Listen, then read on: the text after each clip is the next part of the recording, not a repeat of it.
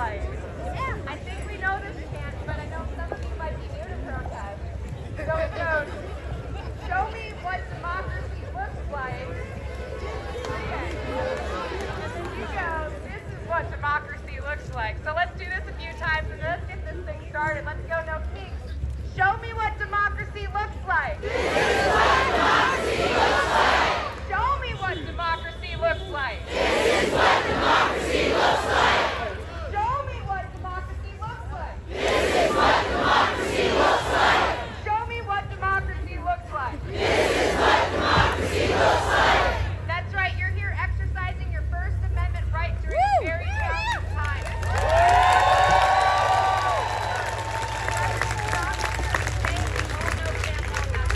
Thank you for being here. Let's get this thing started.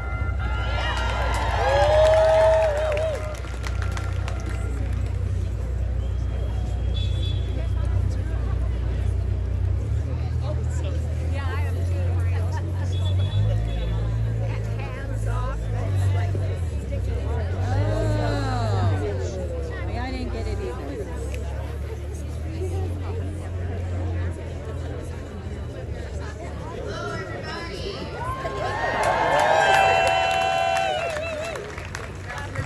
I represent District 3, where you guys are all hanging out right now.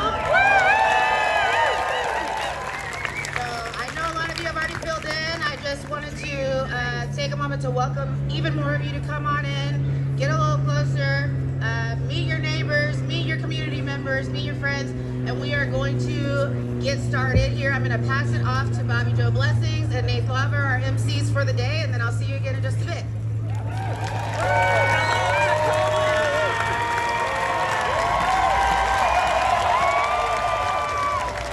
Goodness, look at all of you. Thank you so much for being here. All right, looking great, Tacoma. So we're going to run down a couple of things on safety and get this thing started. So you first. The first thing we want to say is that this is a non-violent, family-friendly event. We are here to stand together in community with purpose and respect. So please, we are so grateful that you are all here. Please share that love with your neighbors around you. Please love each other. Please love us. Please love everyone who's speaking. What you need to know for everyone's safety: there are no weapons of any kind here today. We ask that you please do not engage with counter-protesters. Stay focused on why we are here, which is to build community. We please ask that you stay peaceful. No physical confrontations, no threats, no violence. Just love.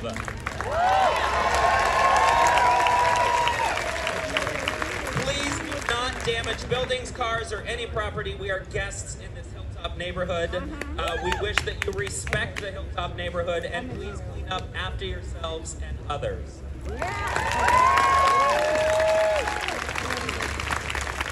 Thank you, Bobby Joe. Again, this is a non-violent, family-friendly event. We are standing together in community with purpose and with respect for each other.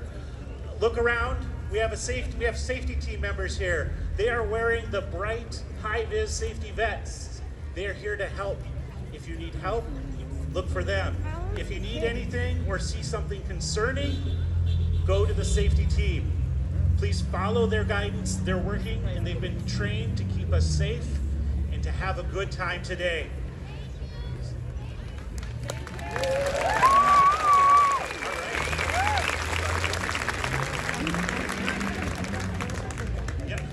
All right, we are going to bring up Patricia Gonzalez from the Puyallup tribe. She is a Puyallup tribal member, daughter of an immigrant, mother of warriors. And they are going to do a land acknowledgement for us. Patricia.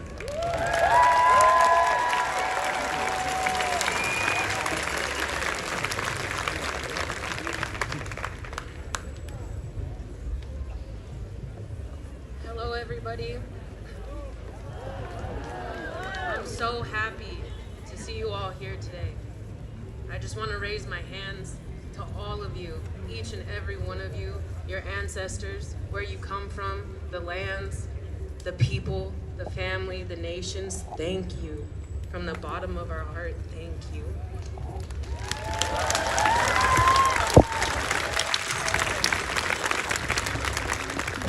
This is probably one of the most emotional welcomings I've ever given.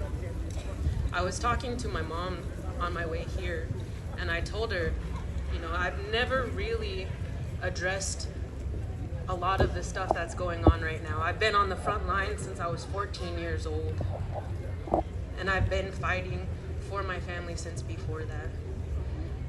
But this is a wound for me that is so, so open. It's not old. My father's an immigrant.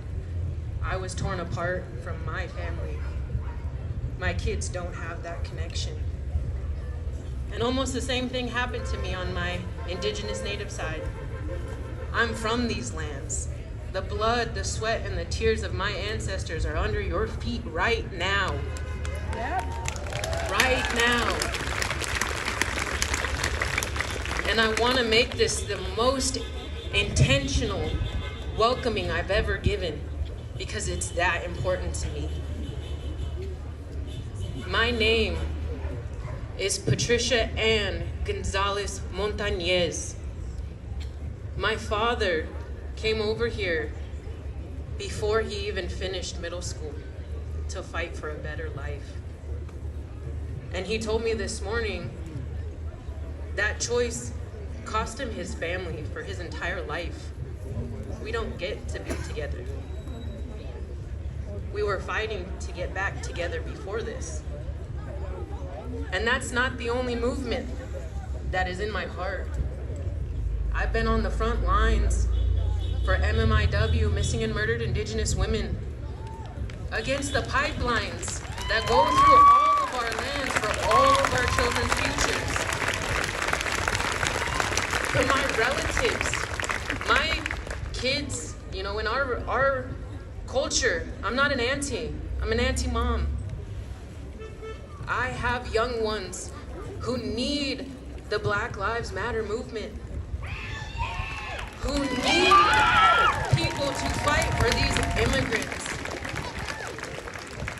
My kids are traumatized by everyday life we fight.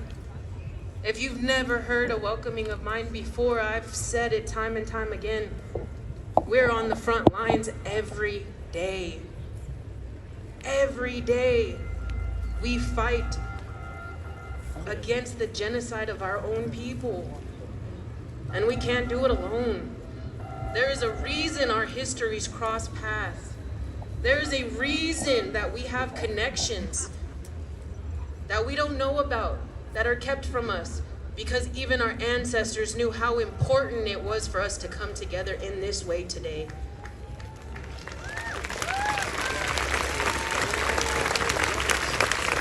So with that being said, right now I want to stand and represent my ancestors.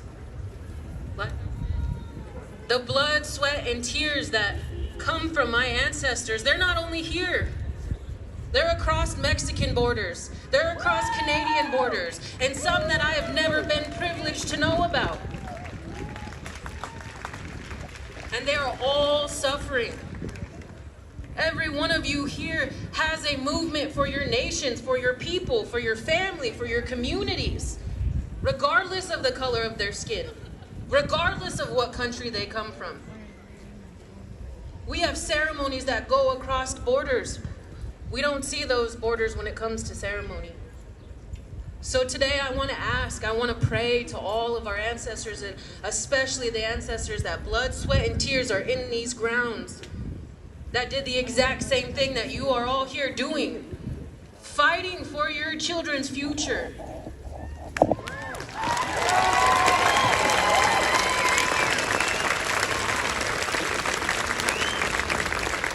On behalf of all of my ancestors and all of yours, I want to ask that they come forward.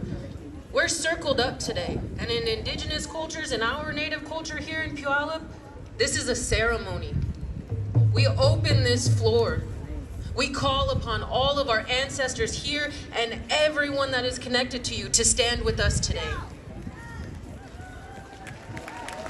So when everybody is telling you to move in a good way, move in a powerful way, move in a loving way, move like your ancestors are standing right next to you, and mine too, because they are. I don't come up here with a sheet to tell you what I'm supposed to say. My teaching is that my ancestors give me the words to say to you today that you need to hear. And I have been on this spiritual path since about 1 o'clock last morning. I was randomly scrolling and I seen a horrible comment and it sent me into warrior mode. I have been talking to my people, indigenous people, Mexican people, friends, family, allies. Not just to be here today, but to show up every day. I am tired of seeing people murdered, kidnapped, and people just saying, oh, that's the process. Why are we worried about it? I saw a live stream of a dual citizenship artist who's living my dream, Snow the Product, and she said this important statement. This is not about politics. This is not about skin color. This is not about anything other than people who choose to care no matter what against people who only care when it affects them. So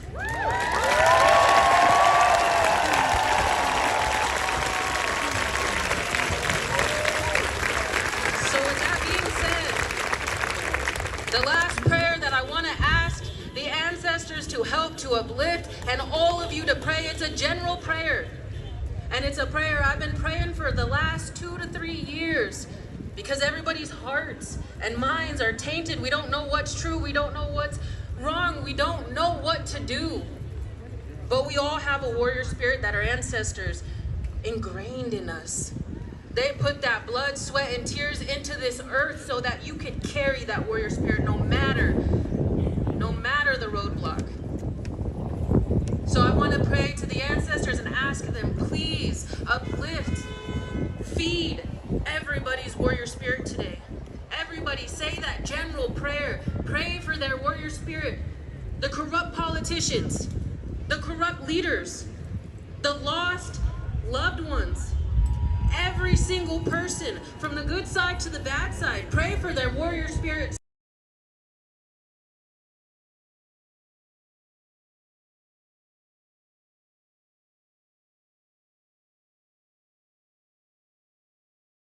Boil in their blood.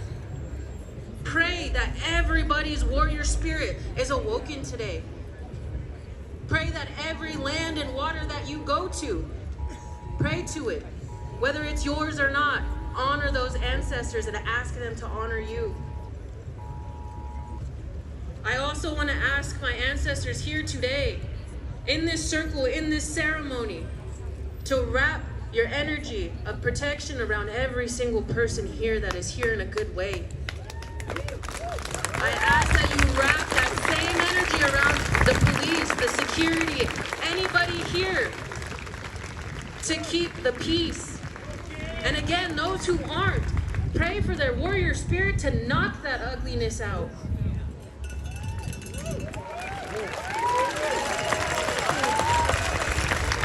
So on behalf of my ancestors of all Coast Salish nations, across borders, to all of you, friends and family, thank you.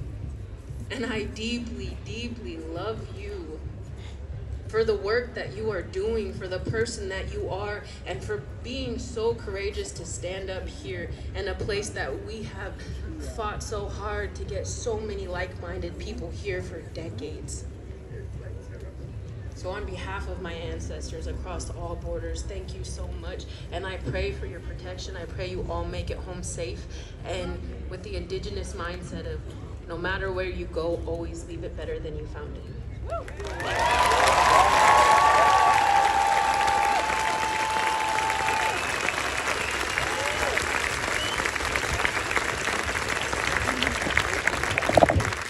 Thank you, Patricia Gonzalez, representing the Puyallup tribe. That was beautiful. Thank you.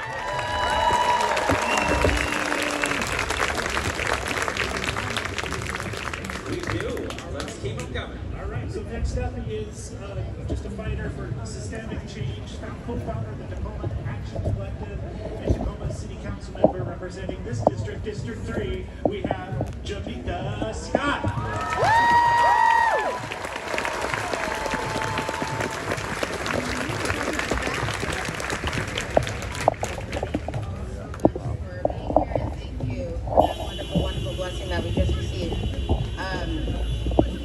Oh, sorry. We are here today not because we were invited, not because we're loyal subjects, but because we belong. We don't need crowns, we don't need thrones, and we damn sure don't need kings.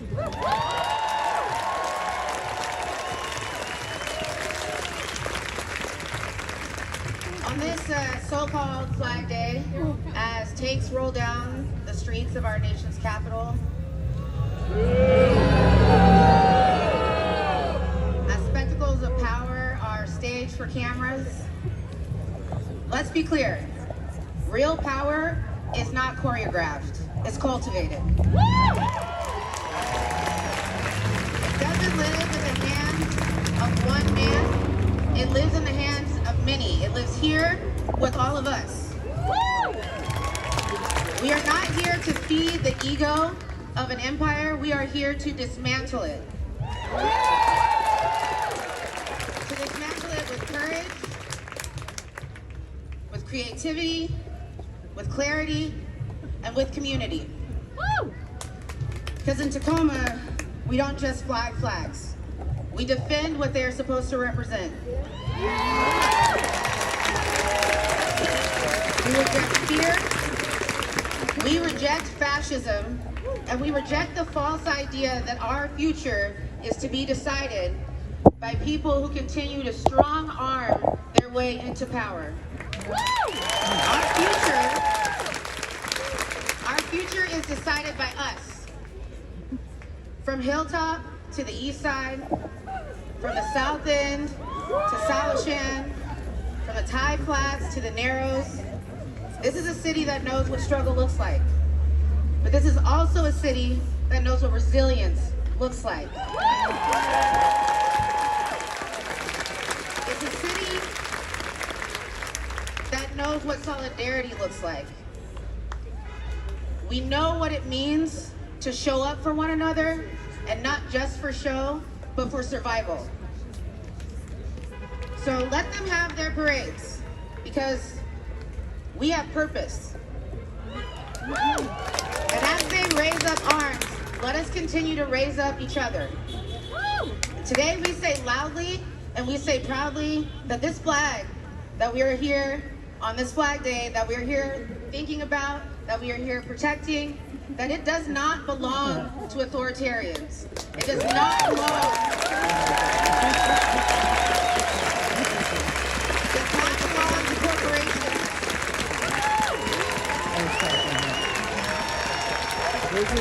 It belongs to the workers. It belongs to the organizers and the artists and the aunties and the youth and the dreamers and the fighters. It belongs to the people who spend their time fighting for true liberty and true justice for all of us. I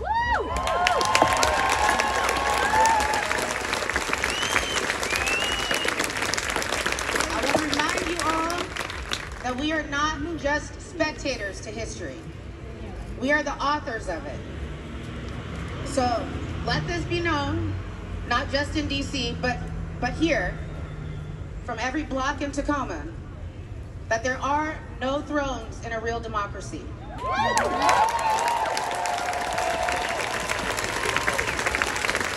are no crowns in community, and there are no kings when the people continue to rise. So I just want to remind you all, not only as a council member, not only as somebody who has organized and marched on these exact streets and in this park, but and not just as somebody who feels like I am the complete product of Tacoma. Everything that is in me is because of this community. Everything I fight for is because the love and the compassion and the care that I have received from people who are here, people who are no longer here, people who have decided to leave this city, and people who have decided that they will never leave this city, especially under duress or any type of threat. It is my honor to continue to fight with all of you, alongside of all of you, standing behind each of you, standing in front of each of you if I have to, for the future, the community, for the country, and for the world that we all deserve. Thank you.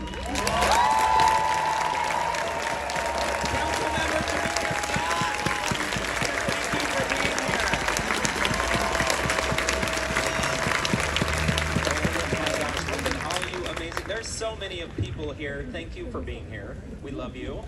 We appreciate it. We're going to keep things moving. I am going to bring the president and CEO of Tacoma Urban League. They focus on economic empowerment and social justice. It is Desiree Finch.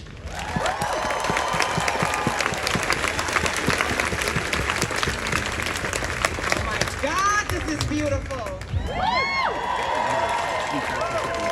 So down on 25th and Yakima at the Urban League, we are hosting our first annual housing fair with Habitat for Humanity. So when you're done here, I want you to come on down to the housing fair and see all the amazing products that we have to get black folks in homes, because black folks deserve to own property.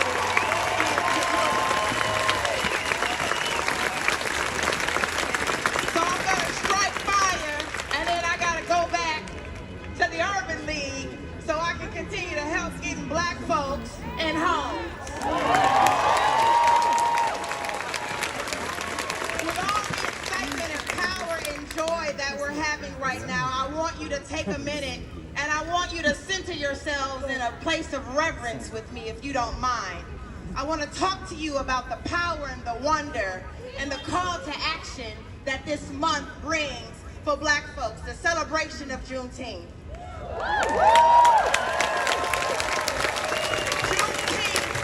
Juneteenth carries a sacred weight. It's a story of freedom delayed and justice denied, resilience unmatched and dreams deferred, yet reborn. It is the exhaustion that lives in our bones, but it never breaks our spirits. Juneteenth is a wonder because despite centuries of delay and denial, black people still rise. We still dream and we still build. Generation after generation, we've held fast to our humanity, even when they would try to strip it away from us. And still God, our God, has, is, and will prepare a table in the presence of our enemies. But Juneteenth is also a mandate. It's a mandate that says this work isn't just about black responsibility, it's a national reckoning. We built this country under the weight of slavery and genocide, and even still we birth joy in the ruins. We are a people that create culture, we create movements, and we create miracles. And yet, when DEI got hard, many tapped out. They called it divisive, and they defunded it quietly. But let me be clear, that is not our burden to carry anymore today. The work now is yours. And we'll know that you're serious, not by what you say, but by what you build.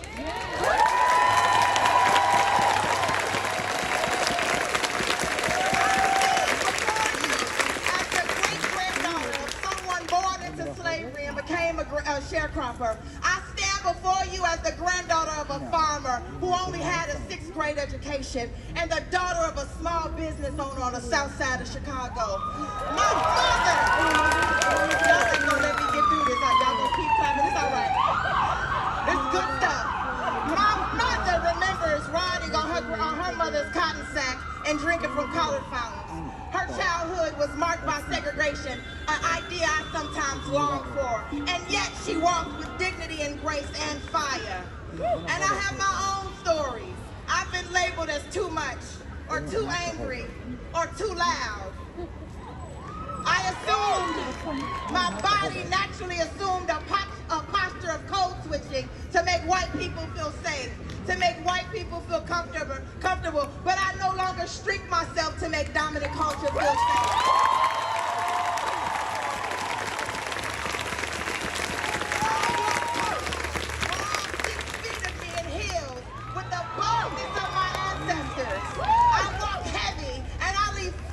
Everywhere I go. And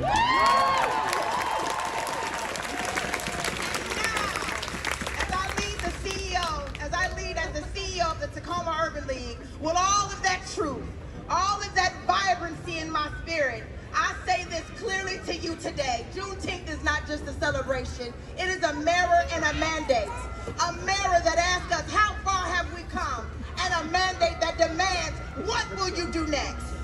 We are watching programs close, communities displaced, children are being ripped from their schools. There is no place safe. People who are looking for refuge are being treated as criminals. With all of that, y'all, DEI work has been completely erased. And let me be honest, many of you wanted to get rid of it. Many of you don't want us here in the first place. You just wanted to do the work, cut the check, have the gathering, and be done. But when it got uncomfortable, you gave up. We cannot give up, and we will not give up. This is not charity work. This is justice work.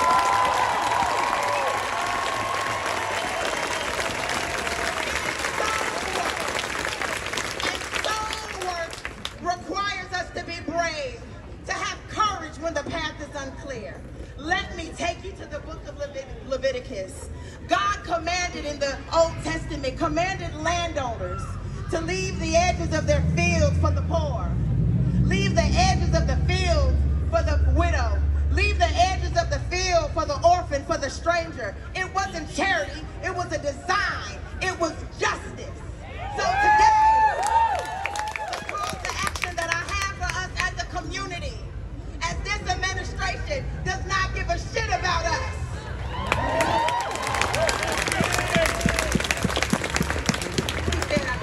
So I'm gonna say it again. This administration does not give a shit about us.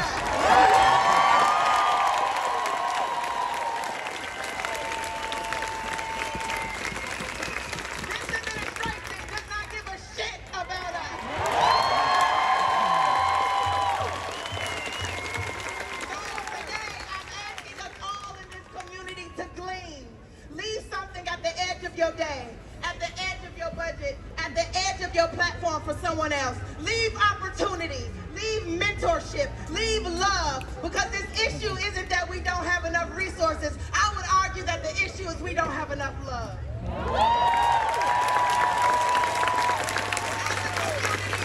Right here in the great city of Tacoma, we must build our own safety nets, our own infrastructure, not just Black excellence, but Black strategy, Black economy, and Black sustainability.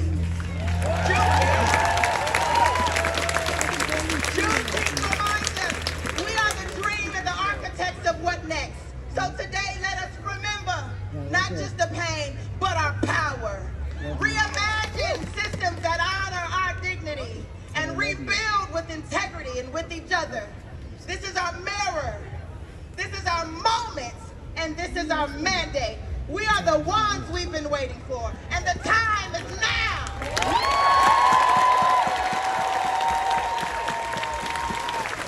This is what democracy looks like. Tell me what democracy looks like.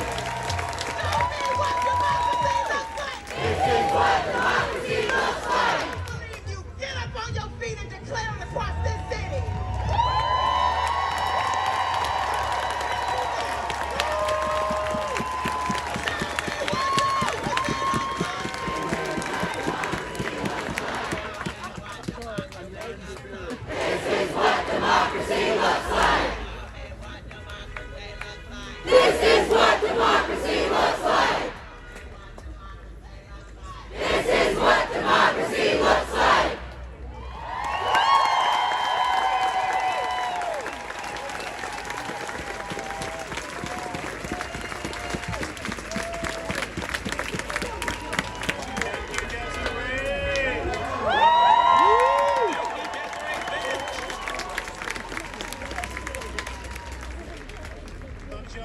question for everybody. All right. Who out here is here at a protest for their very first time? Yes, that's what we need. We need you here. So thank you so much for being here. We love you. Thank you for being here. Amazing. Who's been doing this for a little bit? Who's this is their 5th protest? Or... Keep it up. Who's been doing this for a few decades? I know my in-laws. Amazing. Yes. Amazing. We love you. Thank you for coming together. And if we can kind of fill the bowl, make room for some neighbors to come on down. There's a lot of space down here. We go all the way to the street on this side. So let's make some space and meet some new friends. As we mentioned, this is about community. Meet your neighbors, meet the people next to you, engage, let them know that you are a safe person in Tacoma, that you have their back when they need it. Thank you. All right, and then up next, our next speaker is here from here in the area. She is the pastor at First United Methodist Church. She focuses on community outreach and social justice. And we are welcoming Reverend Shalom to the stage. Thank you, sister.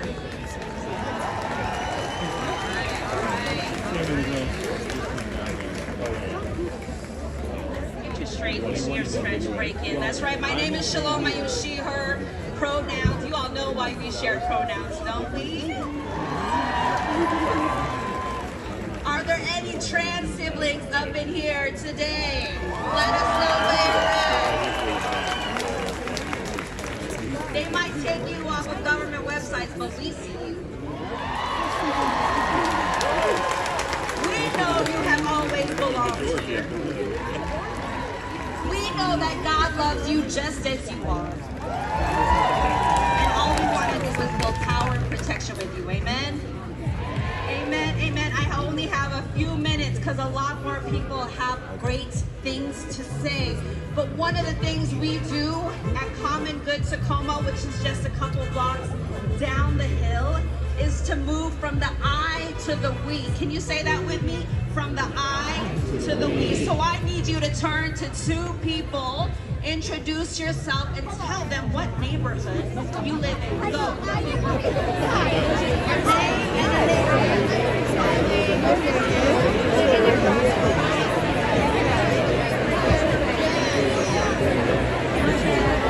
turn to the next person.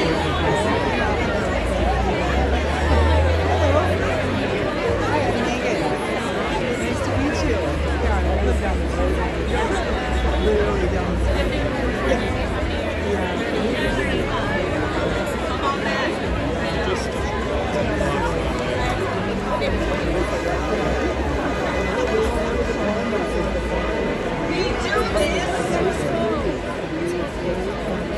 We do this together. I can hold up We talk to one another because white supremacy culture tells us it's all about me. And so we move from I to the we in order to say that no kings means that we have the power. Amen? But if I don't know you and I don't know your name and I don't know who to run to when the power grid goes out, then there is no we. There is no we. One way that we build power is simply by having a conversation, starting a relationship, and then sharing with one another what it will take to keep on showing up day in and day out. It takes the we. To proclaim no kings means that we have the power, that there is no man-child down in Washington, D.C. throwing himself a party because nobody hugged him enough when he was a young child.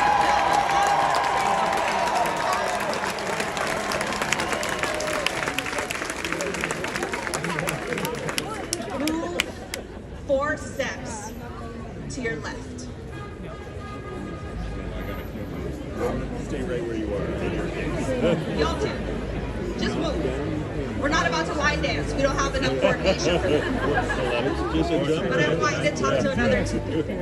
Tell them your name and tell them your neighborhood. Yeah, I don't think she thought that through. Had this conversation. We live on the West End. Oh, okay, fabulous. I love to come up your way to go see the doctor and to Sneaker for Kirk, yeah. Oh, Trader Joe's. Yeah. I haven't been to Trader Joe's yet. Introduce yourself, your name and neighborhood.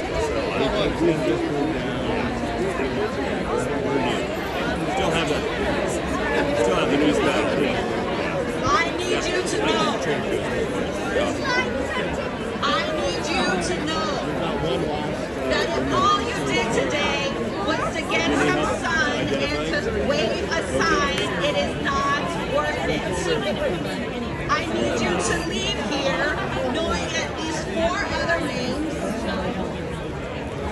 starting to build relationship with other people so that we, the people, will start to move our power in a focused way.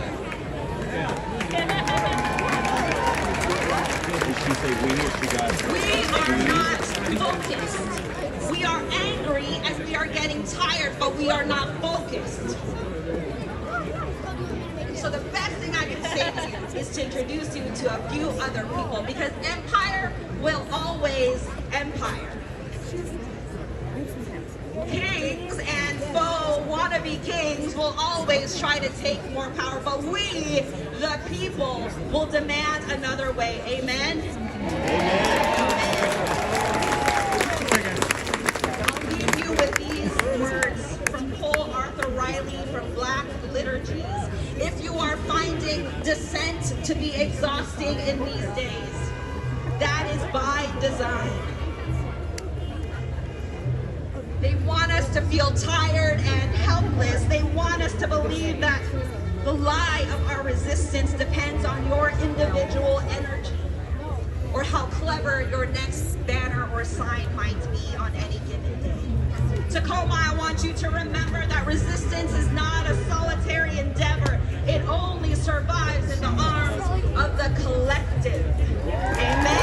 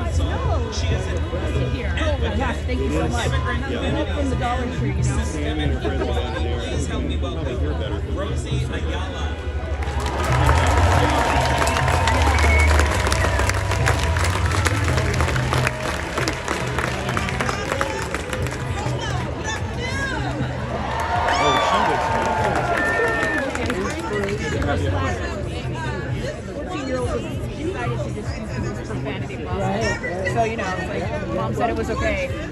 In this case, yes. It makes a real point. It has some good emphasis.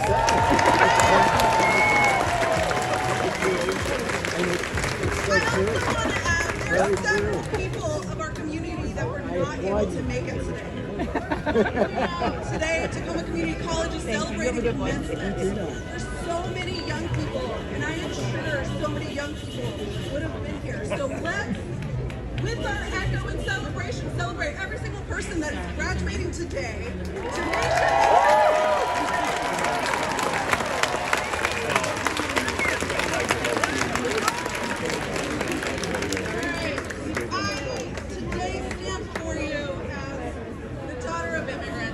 My parents migrated here in the 80s.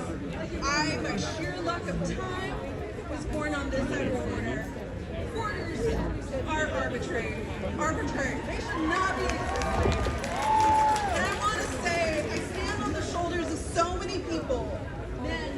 women, grandparents, aunties, generations and generations of people that have worked tirelessly to make a better life. And so for every single one of them, I thank them, because if not for them, I would not be here today. I want to begin today to remind ourselves that democracy dies in silence. We are not here to be silent. We are here, we are here to be loud.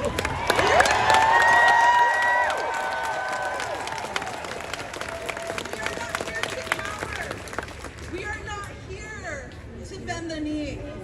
We are here to defend our rights, our Constitution, not just for ourselves, but for every single neighbor that you have, for every single person, family member, whether you know them or not. We are here to stand in solidarity with every single person you know and a friend that you have not quite met. But I heard we met some new people today, right? Yeah, we did. We will not be silent. Across the country, from Los Angeles to New York, from Miami to Tacoma, not Seattle, but also Seattle. We stand in solidarity with so many millions of people that are doing exactly what you are doing today, which is voicing your support, voicing your defense of democracy. So give yourselves a hand again.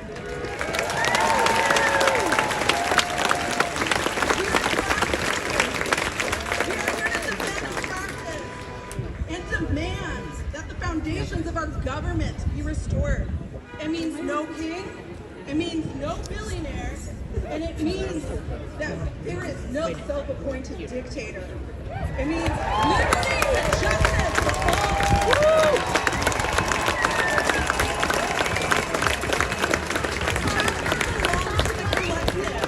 Power belongs to every single one of you. Every single one of you is the boss. Say it with me. I am the boss. I am the boss. Collectively, we are here to hold accountable every single elected. Myself included. I am going to include myself in there. But also in the other Washington. By being here, you are taking responsibility. By being the boss, it means that you are showing up, you are speaking up, and you are organizing. It means that very loudly and very proudly you are standing up to injustice. And it means that injustice anywhere is an injustice to us. So as we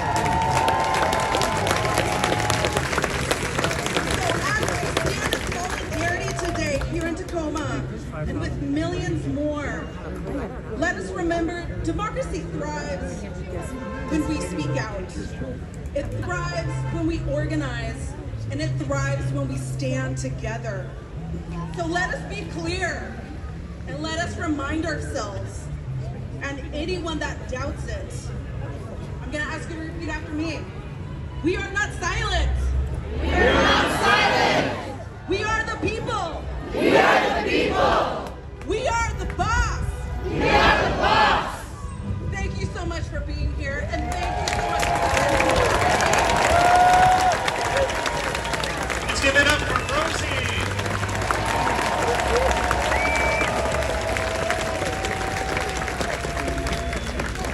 Next up is we have Holden.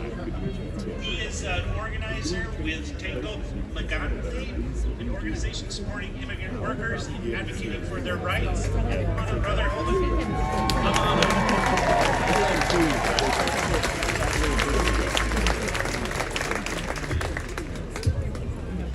Thank you very much for that very kind introduction. My name is Holden. I use he, him pronouns. I am honored to be representing the Tacoma Migrante Network here today, as well as the new Tacoma-based anti-fascist Filipino org, Sampaguita Colectiva. Tacoma Migrante means defend migrants in Tagalog. The Tacoma Migrante Network is a nationwide network of migrant Filipino advocacy orgs. It aims to put an end to the detention of Filipinos and free those who have been detained, to educate migrants on their rights, and to establish organized community support. The Filipino community is one of many that is reeling right now from the pain of the abductions and deportations that ICE has been doing. ICE is stalking families at graduation, raiding workplaces, arresting people at their court hearings.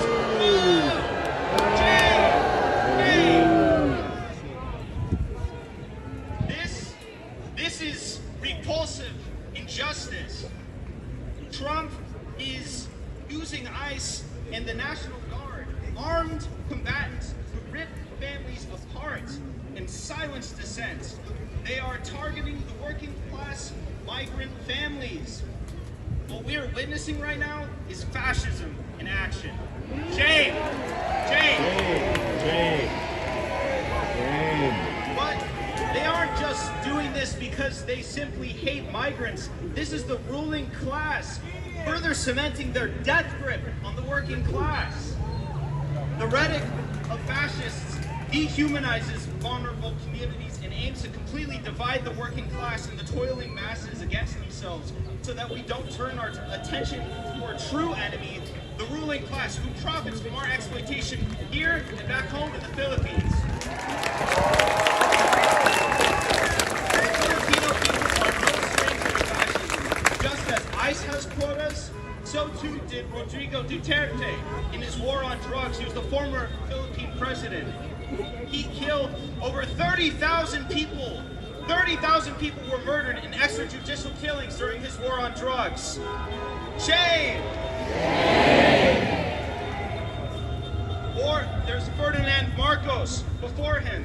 He initiated martial law for 12 years, during which 70,000 Filipinos were imprisoned, 34,000 were tortured, and more than 3,000 were killed. Shame! They too carried out military-style abductions, surveyed their population, disappeared human rights advocates and journalists. Marcos also enacted a labor export policy, which sends Filipino workers overseas instead of utilizing them to develop the Philippines.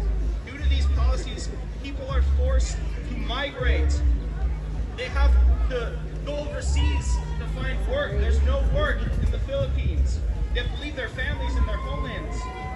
Thus, they arrive here only looking to provide for their loved ones. But just as the militant people's movement ousted Marcos in 1986, the heroic Filipino people continue to fight. Tacoma No Kings has formed in response to Trump's attacks. While the Philippine consulate and the Philippine government are more concerned with receiving military aid from the U.S. than taking care of their own nationals in detention, Tacoma No Kings has been working tirelessly to get their kababayan out, helping them with legal support, visiting them regularly to show them that they aren't alone, holding rallies outside of the Northwest Detention Center.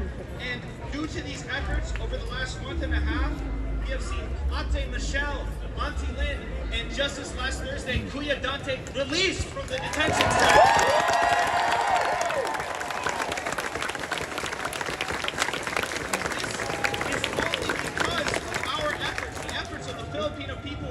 In solidarity with them.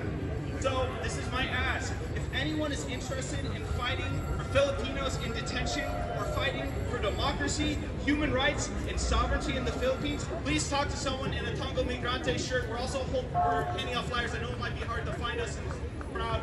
You can also find us on social media, Tango Migrante Network. But we will not give up the fight. There are still migrants in the detention center, so we must free them all.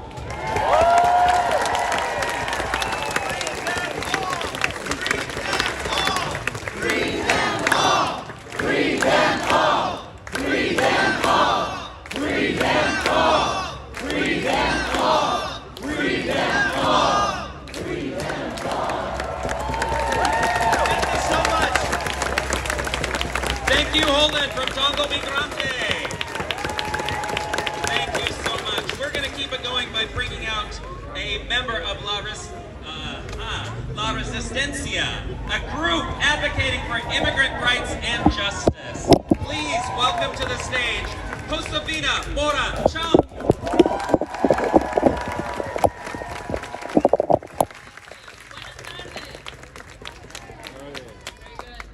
My name is Josefina Mora Chung, and I'm a volunteer with La Resistencia. I'm the proud daughter of immigrants, undocumented immigrants, and immigrants who have been through deportation proceedings.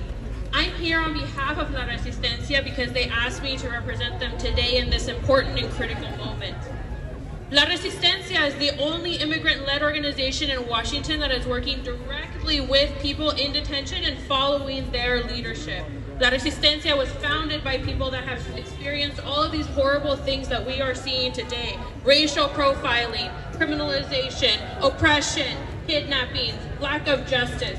Every single thing that you see happening around you has been happening already. It's been happening to us immigrants, descendants, here and in our home countries.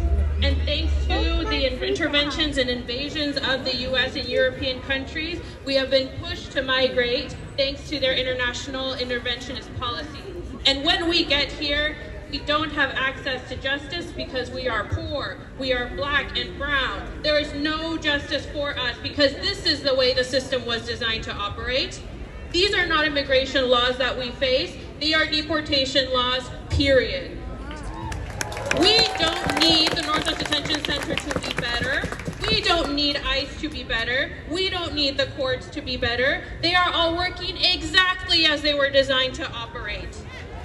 We need all of these systems to disappear if we are to have any real justice. The way to get there is, as was mentioned already, is to fight against all detentions and all deportations. All detentions and deportations are unfair, all are unjust, and every single person detained right now, less than 2 miles away from here, deserve dignity and humanity. We shouldn't choose who we support. We shouldn't choose who we defend. We need to support and defend every single person detained less than 2 miles from here and in deportation proceedings. We need all elected officials to get to work and to shut down Northwest Detention Center immediately. We need you now more than ever to join us and join our fight. If you are an ally and you truly believe in solidarity and allyship, we invite you to join our monthly Solidarity Days. Our next Solidarity Day is tomorrow at 1 p.m. just down the hill, to show support to all fathers and parents detained on a holiday celebrating parentship and family, that they are not alone. Stop choosing who you defend. Defend everyone. Every human deserves to live a life in community. La Resistencia is here to defend every single person facing deportation proceedings and in detention. We believe free them all. So free them all. When I say chinga, you say la migra. Chinga! Chinga! Chinga! Chinga! Thank you.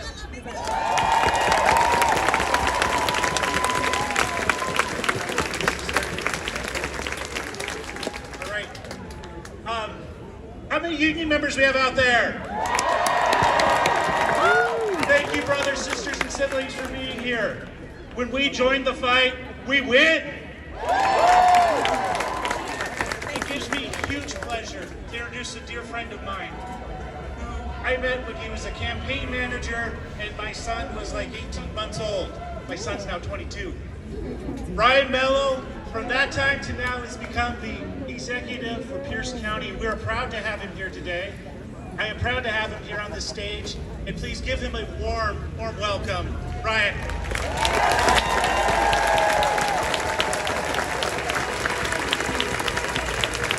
My friends, good afternoon. My name is Ryan Mello, and I have the great privilege and responsibility of representing nearly the 1 million people that call Pierce County home. Look, I take these responsibilities of serving as your county executive incredibly seriously. One of those responsibilities is standing up to wannabe kings. Wannabe kings like Donald Trump, and also standing up to fascist dictators like Donald Trump. Look, my friends, another one of those responsibilities I take tremendously seriously is standing up for the most marginalized in our communities. These are immigrants and refugees who come to our community only seeking a safer and more prosperous life. These responsibilities include standing up for our gay and lesbian transgender community, our kids. These kids and these families deserve safe spaces to go to school, healthcare they can afford, homes they can afford, and services so that they can thrive like everybody else.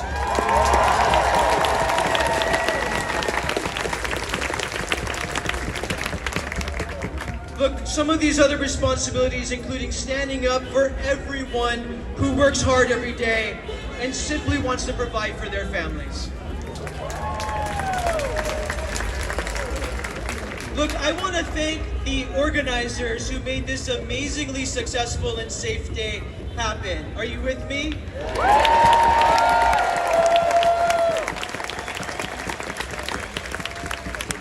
A lot of people worked really hard to make today successful, an opportunity for us to come out and peacefully assemble.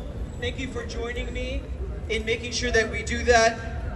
Look, there is the biggest coalition, the most diverse coalition ever that assembled in Tacoma to make today happen. You like it? One of the lead organizers, my friends, one of the lead organizers is organized labor.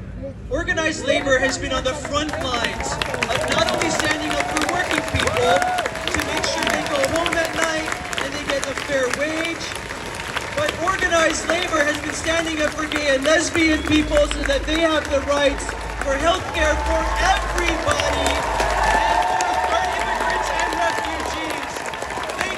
Organized labor for always having our back.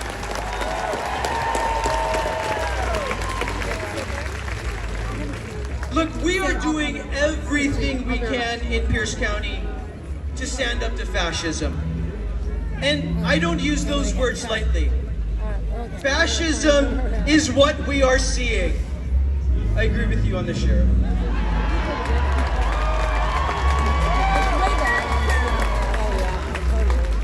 Look, fascism is truly what we're seeing. Fascism is far-right political ideology characterized by authoritarianism, ultra-nationalism, and militarism. That is exactly what we are experiencing today, my friends. Less freedom, less rights, and the intentional targeting and scapegoating of vulnerable communities. And we won't stand for it.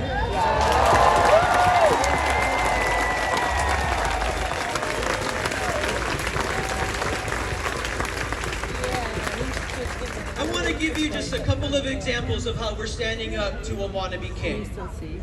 Pierce County has led, not just joined, but led in litigation against the Trump regime. Can you scoot over to the right a tiny bit? We've led in litigation against unconstitutional acts to coercively defund our homelessness services, funding for elderly folks trying to stay in their homes, for food security, and other essential needs for our friends and family.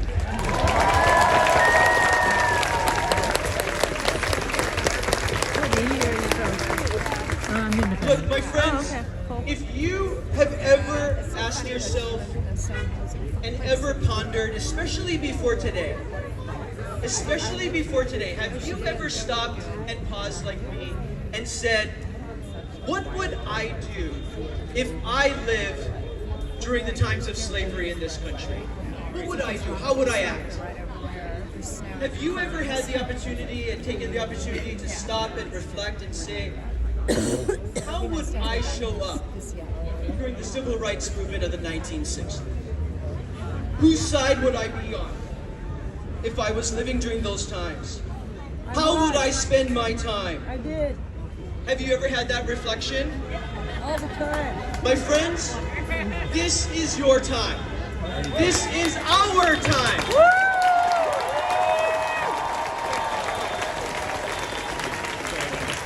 We are truly living in a time where each and every one of us get to ask ourselves this question right now. How will we stand up against fascism? How will we stand up for our neighbors, for our transgender, our gay and lesbian neighbors, our black and brown neighbors, our neighbors who simply want to get up and go to work every day and provide for their family and come home safely? This is the fight of our time, and this is the time where we get to prove to ourselves, my friends, our kids are watching, and history is watching us.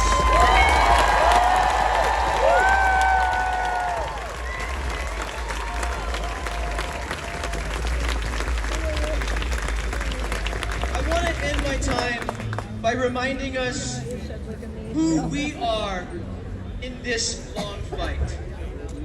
America has a history of fighting to free itself from weak and deranged kings. And to remind us that Trump fascism is trying to con us into taking his bait of violence and getting sidetracked from holding them accountable. It is essential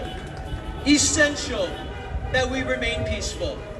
And it is essential that we keep our eyes on the prize.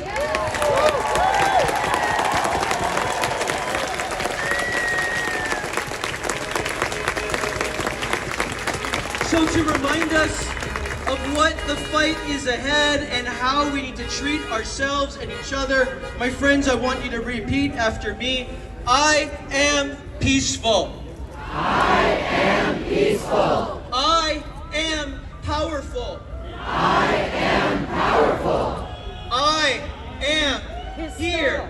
I am here. I will dissent. I will dissent. I will dissent peacefully. I will dissent peacefully.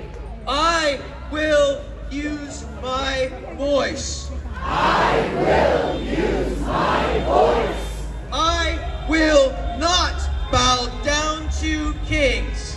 I will not bow down to kings.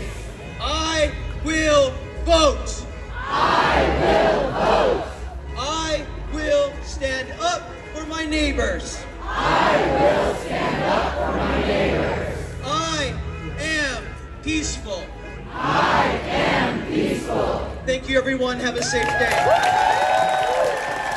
Pierce County Executive Ryan Fellows.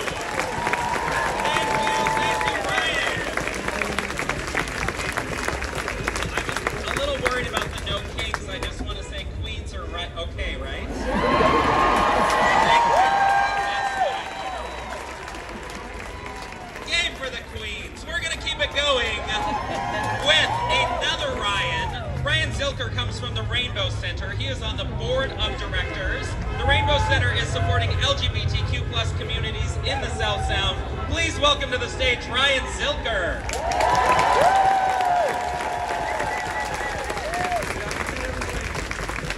Ryan Zilker. I use he, him pronouns, and I'm honored to be on behalf of the Rainbow Center. We're gathered here today not just in protest, but in pride. Not just in resistance, but also in resilience. We're here today because we believe in a future that is built on community, it's grounded in care, it's centered on freedom is a value that is under attack in our country right now. Today we unite our voices and give witness to what community really means. And look at the community amongst us right now. This is amazing. This is beyond anything I expected today. It is so cool.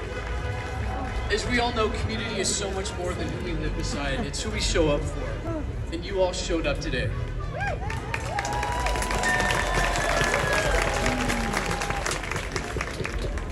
We know that in Tacoma and beyond, Black, brown, Indigenous, disabled, immigrant, queer, and trans people, they've always built networks of survival, of joy, of resistance.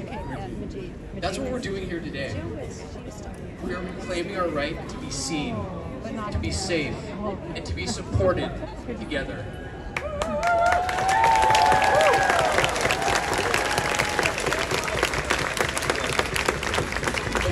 Let's name the truth. Our communities are carrying grief. Grief from policies of cruelty, violence, and exclusion. Grief from personal losses.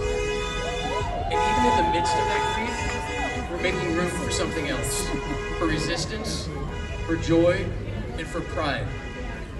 Because we all know June is Pride Month. And it always...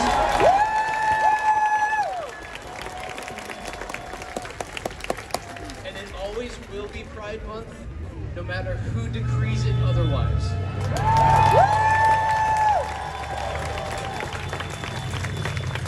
And Pride has always been about more than celebration. It's about resistance.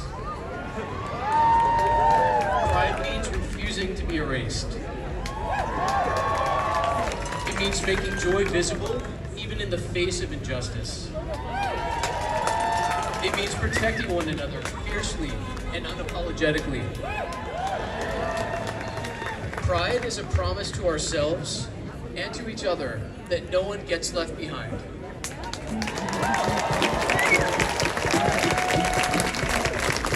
Today at this rally, we are keenly aware that our freedom is not something that will simply be granted, even though it's something that we all deserve. We understand that our freedom is something we have to build and fight for together. Choice by choice, policy by policy, and vote by vote.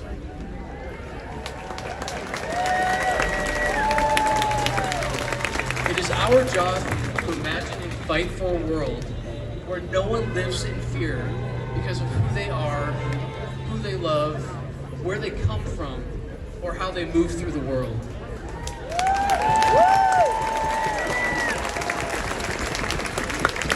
The good news, we are building that world together, right here, right now.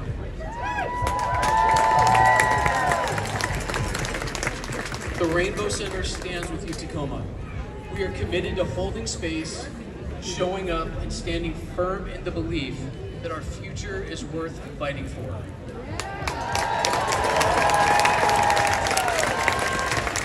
That is where we need your help.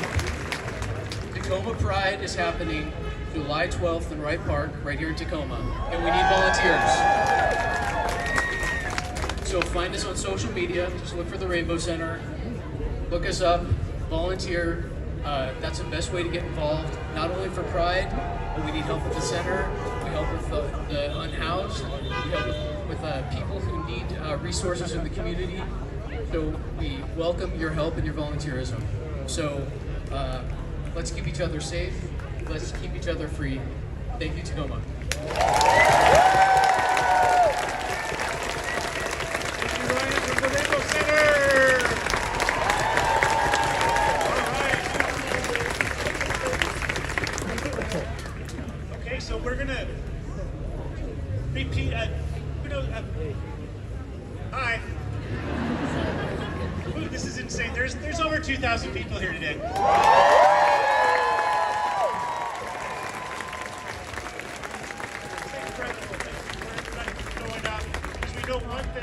That the people united will never be defeated.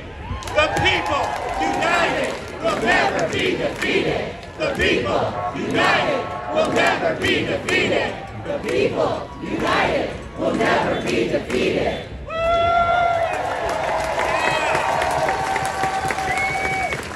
So it's my pleasure to bring up one of our board commissioners and another friend. He focuses on environmental leadership, community relations, Commissioner Kristen Eng. Good afternoon, Tacoma. I'm Kristen Eng. I'm the Commissioner at the Port of Tacoma, one of our nation's leading maritime gateway. I want to thank you all for being here today. Showing up like this together is powerful. It reminds us that we're not alone. Today we stand with millions of Americans across our nation and billions across the world united in the fight for justice, dignity, and freedom. We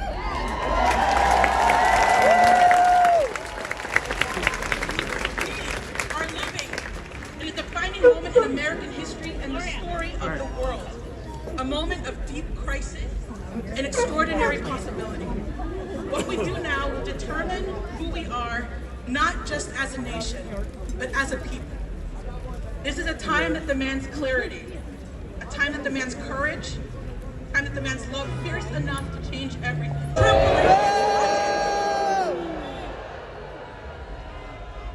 Tripling its budget to further terrorize our communities, our immigrant families, and criminalize compassion. This is not reform, this is violence, this is tyranny. And to the tyrant's cruel policy, we say no. You will not take our rights, you will not take our neighbors. We will not be silent, we will not consent. We will stand up and fight back.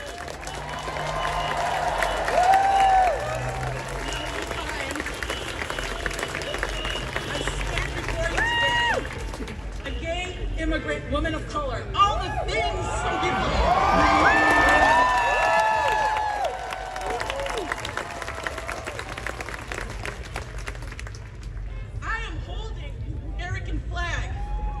Not in blind allegiance, but in bold, defiant hope.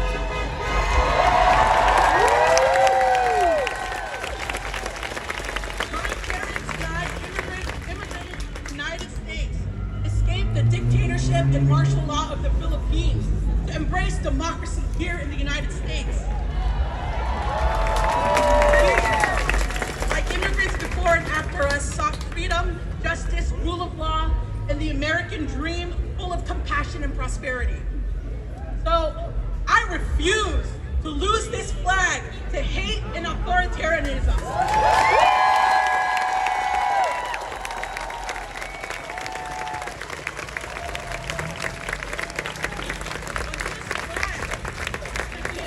Of our united struggle and our commitment to build this country's greatest promise. Liberty and justice for all.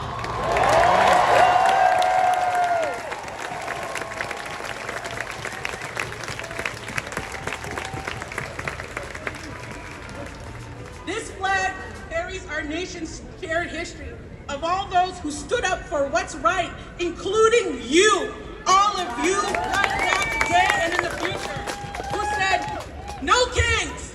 No kings. No tyrants. No tyrants! We are governed by we the people for the people. We are governed by we the people for the people. The land will be free because we will be brave. I'm so proud of you, every single person here who showed up today, to love harder, fight harder, and build something better together.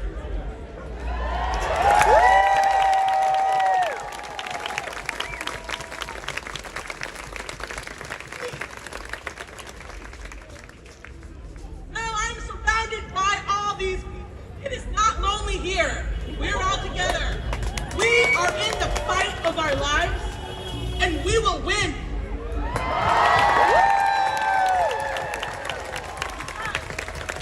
The people united will never be divided. Say it with me. The people united will never be divided. The people united will never be divided.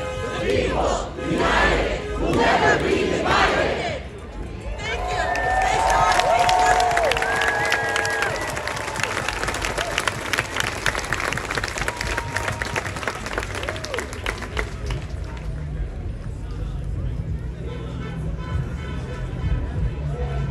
That was Port Commissioner Kristen Ang, everybody. Thank you, Kristen, for standing up for our rights. We love you. Our next speaker comes from the Northwest Abortion Access Fund. Yes. They're advocates for reproductive rights and access to abortion services. Please help me welcome Wilder Cruzan.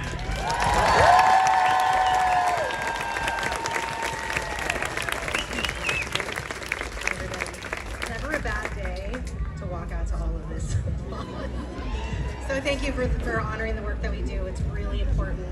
So I'm going to say a few things. I'm going to pass the mic, try to be efficient. I'm here today from the Northwest Abortion Access Fund. We represent Washington, Oregon, Alaska, and Idaho. And we provide abortion funds to all of those states. So when people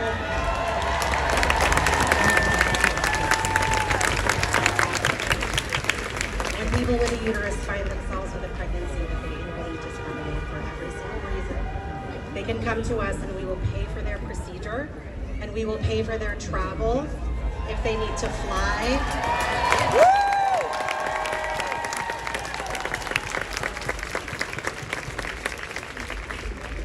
We're flying people out of Idaho. Hotel rooms, gas money, ferry tickets, childcare money, co-pay money, money for abortion aftercare, and they can bring a companion with them if they want to, so they don't have to go through it alone.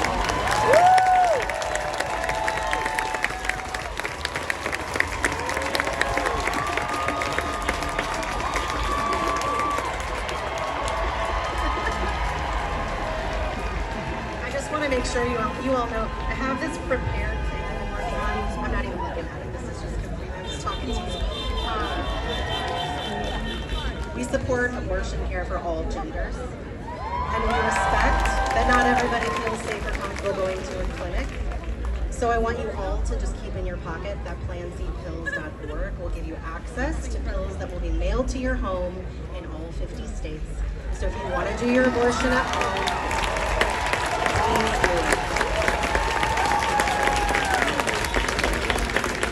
Northwest Abortion Access Fund, we have 3 staff. We have 150 trained volunteers who do case management for every single person.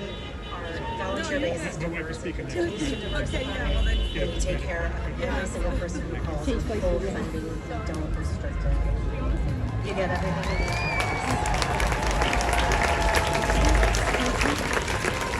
So I just want to make sure everybody walks away with this information, because one of the things that's really important is making sure communities know. We all go to Planned Parenthood, but we don't know where else to go.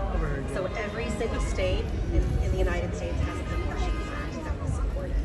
They're all a little bit different, but if you have family in other locations where they think they can't access abortion, have them find their local abortion fund, and they will support them to get access.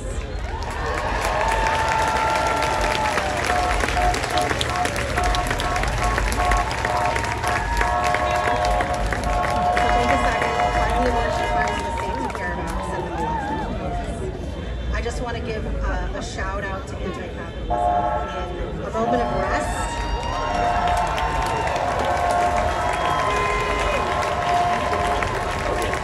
I want to hold this moment of taking a breath with you, and whatever regulates you in this moment, I'm not going to make you chant. We also have to rest and regulate. So please find whatever way works for you. Give a wiggle, wiggle your toes, hug your person, take a breath, close your eyes, look at the trees, whatever it is, but just take a minute with me. Let's take a deep breath, because this fight is long and we're here for the duration of it. Thank you very much.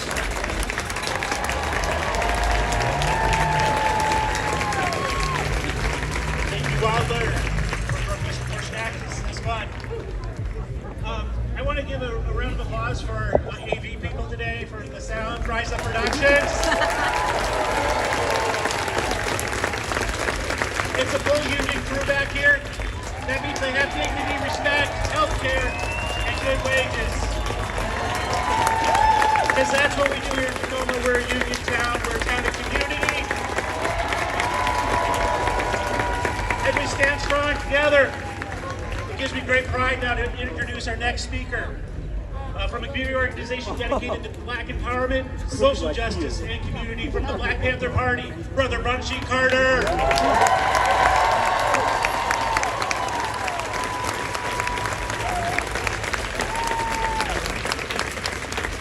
I'm not good at standing still. All power to the people. I want to hear y'all say. All power to the people. All power to the people. Now, I don't want y'all to take this the wrong way, but I want to start this first by thanking the Trump administration. blatantly putting fascism on display for the whole world to see. Most of y'all wouldn't be. See, the thing that most people don't realize is this. The reason why people are out of their houses today, protesting, voices loud, is because for so long, you see, it's easy to oppress people who are comfortable if you don't realize that you're starving. If you don't realize that you're being poisoned, if you don't realize that people are being unjustly incarcerated, it's easy to be comfortable.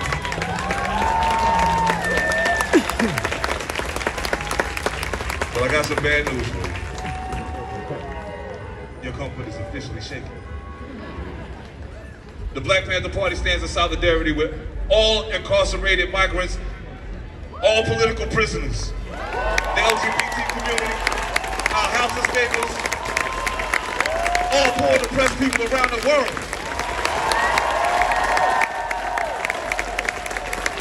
Do yourself a favor. If you are sincere in your desire to combat fascism around the globe, there's one thing you have to stop doing. You cannot point the finger at one person. I'm not a fan either. Not a fan either, never have. But the reality is one person has never been responsible for the tyranny that we experience. When Ballas Green was murdered by the police in Detroit, Trump wasn't the president. When Amadou Diallo was murdered in New York, Trump wasn't the president. When Manny Ellis was murdered right here in Tacoma, Washington. So ask yourself, is this really an anti-Trump thing? I mean, kind of. But the reality is, this is about community.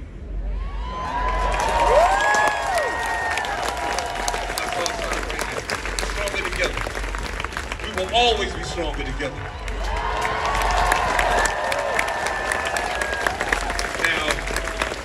Tell you something, and I'm gonna need you to not be. Y'all know anything about the Black Panther Party? Make some noise if you know about the Black Panther Party.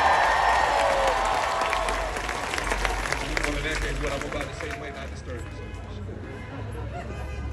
I hear a lot of talk about being peace. Peace is the ultimate desire of all people. Tranquility is the ultimate desire of all people. But do not fool yourself. Have you ever tried to have a conversation with somebody that don't speak the same language as you? How did it go?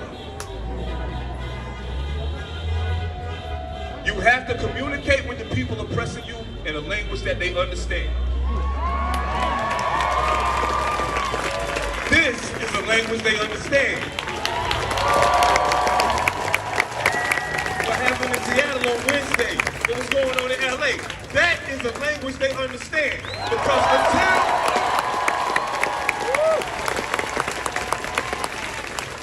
I want you to keep two words in your mind. Political consequence. You know why we're suffering from oppression? Because we've never come together to level a political consequence against the people oppressing us. Now is the time. Now is the time. They talk about the melting pot. I see it right here. So what are we waiting for? All power to the people. All power to the people.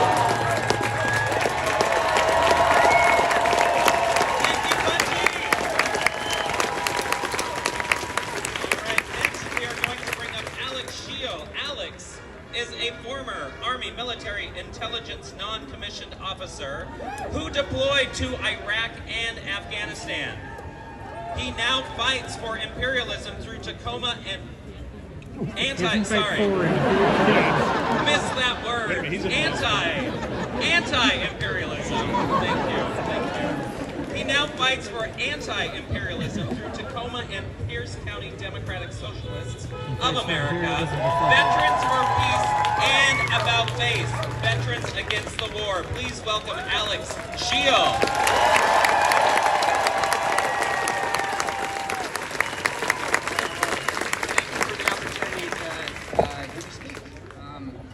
My name is Alex Shield. I'm a disabled combat veteran. My job in the Army was human intelligence collection. I interrogated for special forces, ran confidential informants, and debriefed foreign military officers. In Iraq and Afghanistan, we also used signals equipment piece of sequence equipment called a Stingray to find and target individuals on our kill and capture list. The list was created by intelligence analysts using software developed by companies like Palantir. We tracked down people with their cell phones, killed them, took their electronic devices for further exploitation to find the next targets. These same technologies and tactics have been brought home to be used on Americans, to be used on you.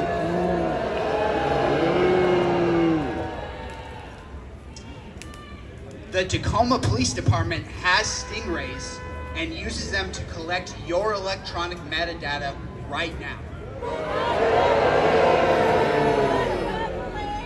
Through Doge, unelected billionaire Elon Musk has given all your personal data to another unelected billionaire, Peter Thiel.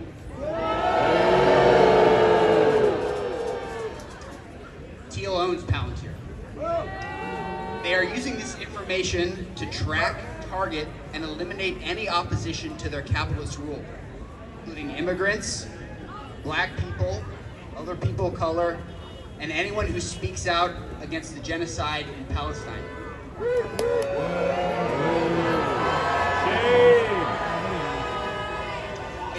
They see themselves conducting a counterinsurgency on the American people. Washington State is at the heart of American empire. The planes that bring bombs to drop on Palestinian men, women, children are flown right there outside of Joint Base Lewis McChord. And they're built by Boeing. Microsoft, Google, and Amazon all have contracts with the Department of Defense. The fourth largest amount of nuclear weapons is right up the road in Bremerton, aimed at China. For decades, you've watched the death and destruction American weapons have wrought upon the rest of the world. It comes from our own backyard. We are inches away from a horrific war with Iran, and our empire continues to pivot its military towards China. If you are in the military, if you have friends, family, sons, daughters in the military, they don't have to go fight a rich man's war.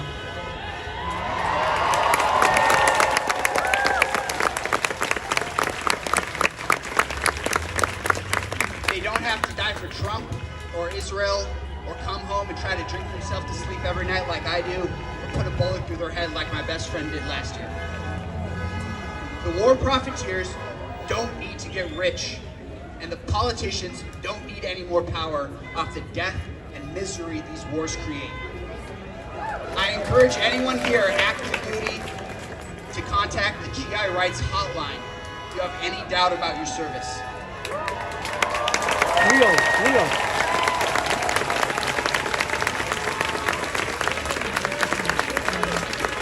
The struggle for Palestine is your struggle. The struggle for immigrants is your struggle. The struggle of the working class against capital oppression is your struggle. If we want to survive and win against Trump and the capitalist fascism, we have to strike at the heart, the military-industrial complex and the tech industry. We need to defund the police and take away their weapons of war used against us.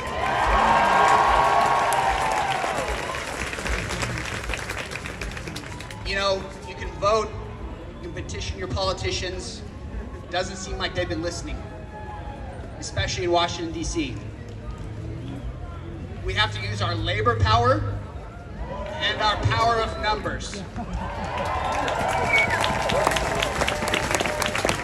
There's a lot of us and just a few of them.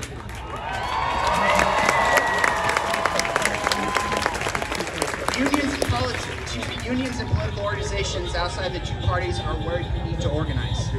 Get ready for more direct action, for bigger fights.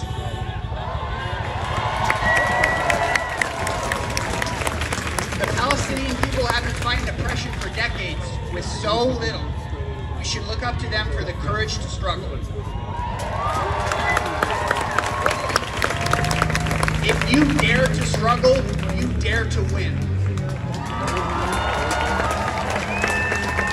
Free Palestine, no war but the class war.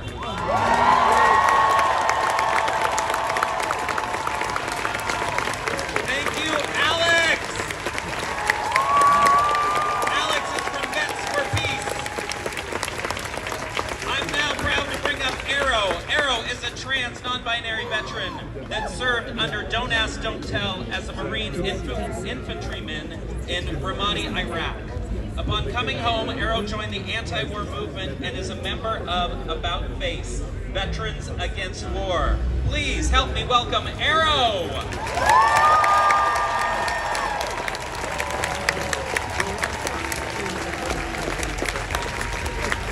Hello? How's everyone doing today? On this beautiful day of resistance! Join me to chant, if you know it's gonna go a little something like this.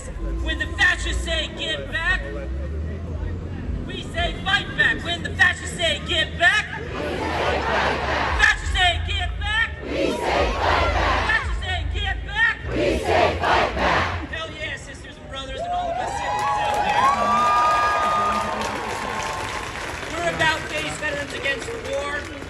Queer as fuck, and we're here today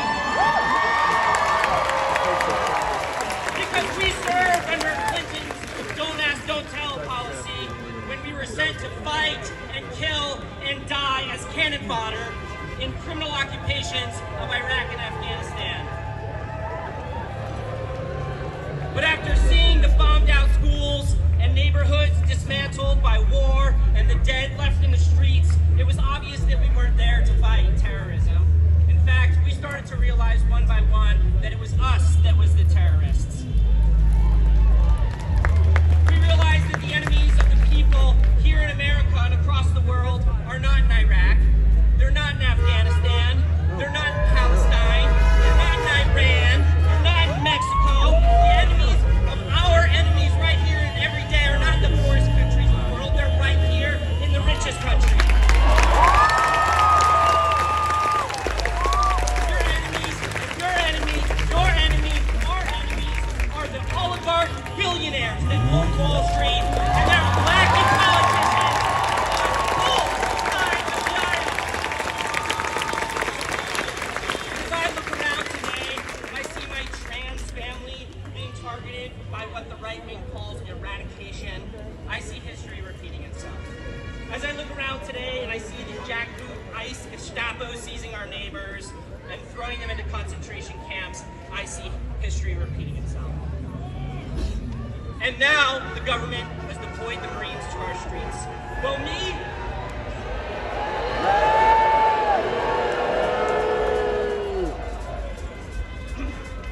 me and my veteran comrades here today, we're here to tell every Marine, every soldier, airman, sailor, that you have the absolute, inalienable right to refuse to take part in this fascist revolution.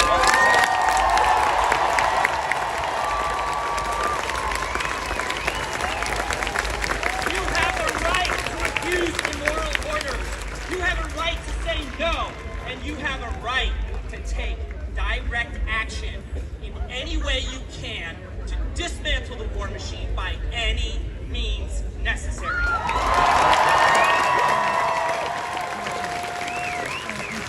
I know people are scared. I'm fucking scared. I'm scared for myself, I'm scared for my family, I'm scared for the kids I see out here today. We're all scared because we know if this doesn't stop, fascism is coming for us next. And I have a layer of privilege that most of you don't have. But let me tell you this, my beloved community. It's okay to be afraid. It's okay to be afraid. That's a good thing. We should be afraid. But we have something that the fascists don't have. We have each other.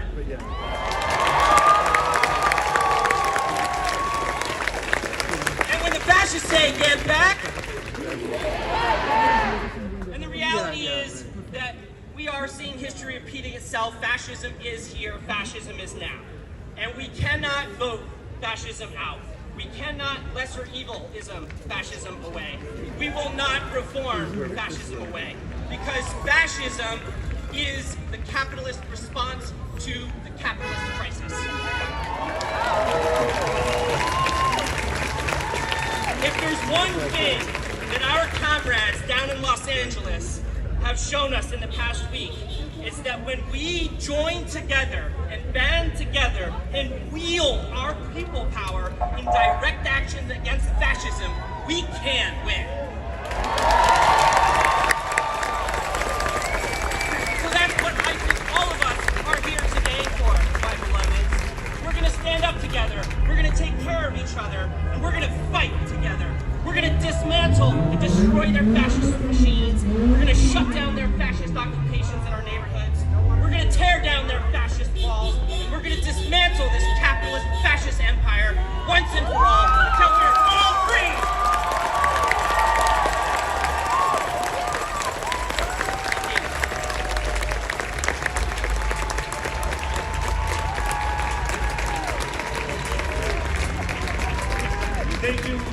Thank you, Arrow. All right, a couple of housekeeping things is for our community here. Some of you lost some stuff. It's at the first aid tent. So if you're like, where's my stuff? It might be at the first aid tent. So on your way out, check there to see if you have your stuff there.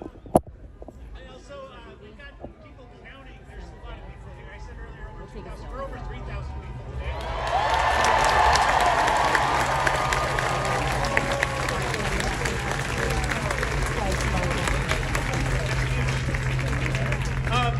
Next, we're going to bring up Tyrone Moore. He's from Tacoma for All. Tacoma has one of the most progressive policies for tenants' rights in our state, and he was a part of that campaign. And everybody's time.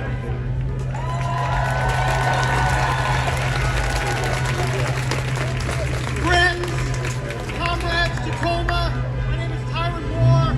Yeah, I'm the executive director of Tacoma for All. Many of you, together with us, 2 years ago, we won the strongest tenant protections in the entire state of Washington. We did that.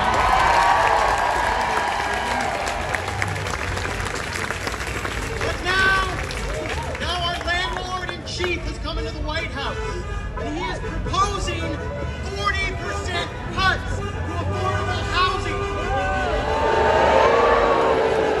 He is proposing 2-year time limits on Section 8 vouchers.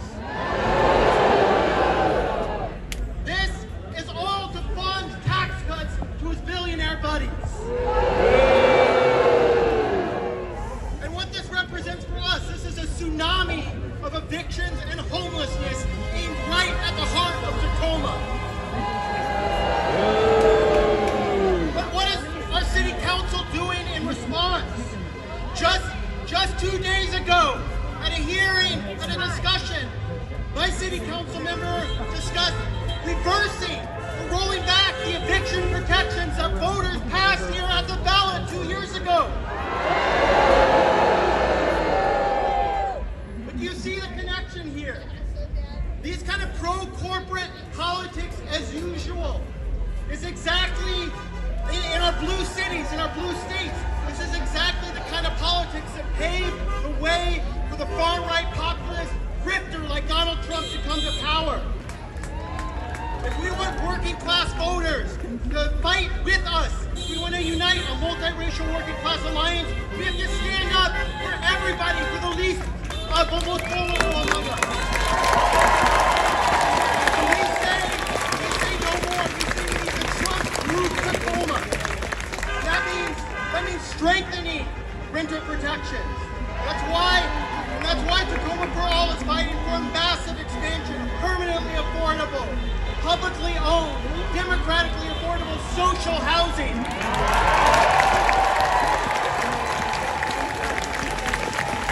Today, we are united here in saying no to mass deportations, and saying no to budget cuts, and saying no to authoritarianism. But listen up. If there's one lesson from the last 10 years of fighting Trumpism, it's that saying no by itself is not enough. If our movement fails to unite behind a positive vision of working class demands and politics, a vision movement of multiracial solidarity against the billionaires who fund both political parties, then we will end up being captured once again by the same corporate politicians who paved the way for Trump in the first place. Let me tell you, if this movement collapses and the only thing we can do is vote for Gavin Newsom in 2028, we've already lost the war. We might win an election, but we will have lost the multiracial working class unity that we need to defeat this movement, to cut across the politics of Trumpism. So instead of just saying no, we need a positive vision. We need to unite the anti-Trump movement behind demands like a $20 minimum wage, jobs for all building a green future, citizenship for all undocumented immigrants, Medicare for all, fully funded education. And we need our political leaders to be unabashed. We ought to tax the billionaires to fund what working class people need. These are not fringe ideas, my friends. These are popular policies that can rebuild the kind of multiracial working class solidarity we need to fight Trump's divide and conquer tactics. So I'll just end by saying, look, Tacoma for All, we are building a movement right here in Tacoma that tries to embody that kind of multiracial working class politics, a positive vision. So sign our petition demanding City Hall defend tenant protections, build more affordable housing, get active in the movement, join Tacoma for All, join an organization here, let's fight.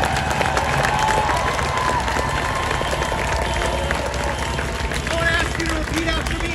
Let's Trump-proof Tacoma. Trump-proof Tacoma.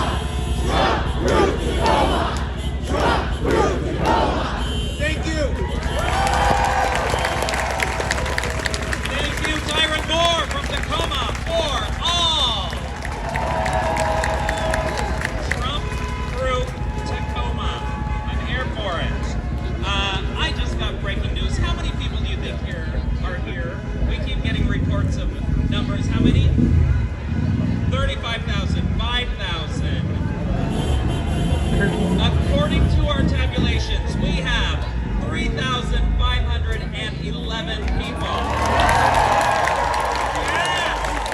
That is amazing, Tacoma. Thank you for coming out. Thank you for supporting. Thank you for being here. We love you. I am very excited to bring our next speaker up there from Washington Wildlife First. Washington Wildlife First is an advocate for wildlife conservation and environmental protection. Please help me welcome Francisco Santiago Avila.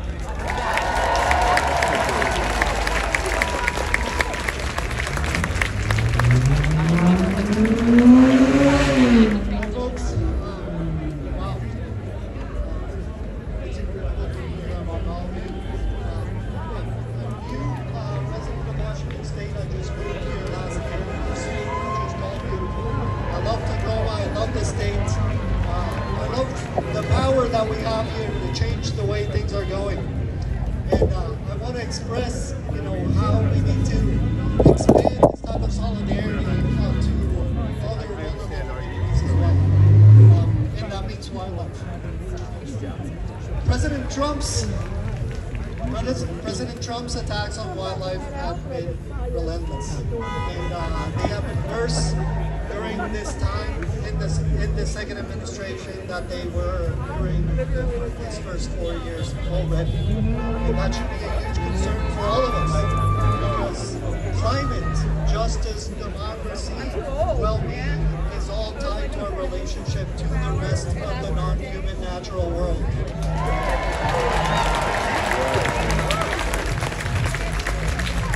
What we're seeing right now is that Trump is gutting wildlife protections.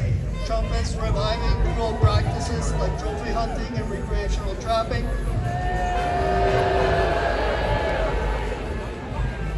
He's slashing budgets for science and conservation. And he's mandating the increased exploitation of wildlife within national parks and monuments.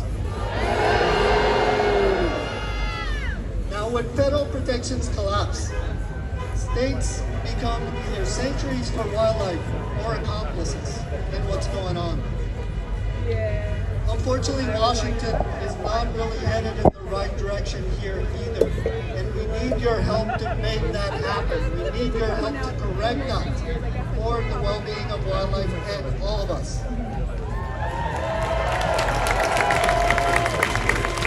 Right now, we have a governor that has stacked our Fish and Wildlife Commission with allies of industry, of the timber industry, of the fishing industry, but ties with trophy hunting organizations.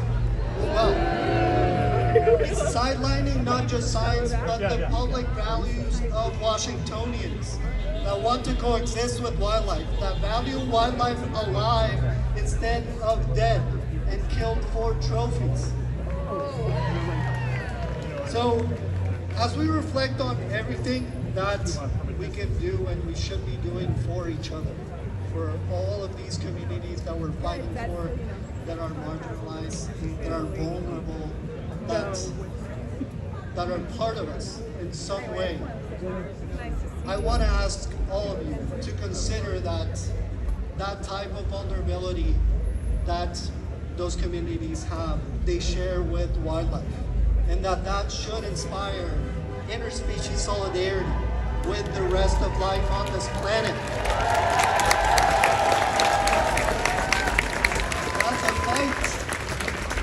The fight for wild justice is also a fight for social justice, that it's also a fight for democracy and for climate, for all of our well-being. So thank you so much for being here. Please consider those that are voiceless, that are marginalized, that are vulnerable. And please consider extending your solidarity to all of life and not just restricting it to some as we're seeing these powerful special interests do. Thank you. Thank you, Francisco. So next up, turning into the theme of community, we've got labor, we've got environment, we've got veterans, we've got everybody here because that's where it happens in Tacoma. So thank you. Next up, we have Joy Stanford from Washington Conservation Voters. This is one of the strongest advocates for environmental protections here in our state, and I'm proud to have her here, and I really appreciate you coming, sister. Thank you. Give it up for Joy.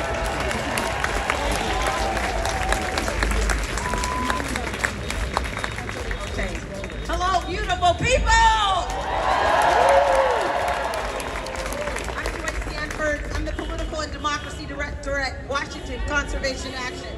But more importantly, I'm a mom, I'm a gram-gam, I'm an organizer, and I'm someone who believes deeply that government should work for the people, not just the powerful.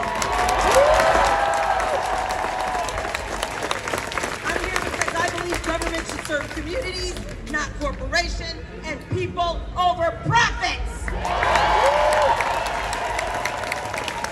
But let's get real. We are in crises. Wildfire, droughts, our public lands being sold off, air and water protections being stripped away. And who suffers the most? Not the billionaires. It's working families, tribal nations, frontline communities, and people just trying to live, breathe, and raise their kids in peace.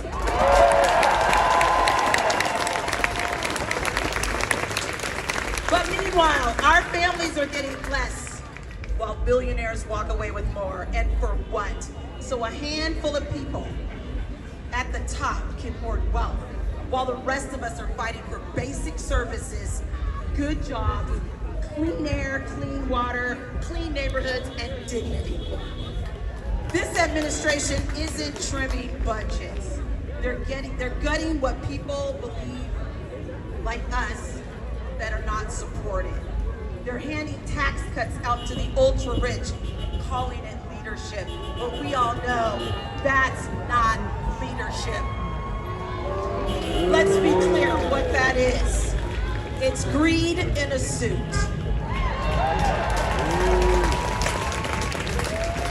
At Washington Conservation Action, we believe in electing leaders who listen to people. We believe in systems that work for everyone, not just the privileged few. That means real investments in housing, clean air and water, transit, justice. So today I stand with you to say we will not be ruled by kings.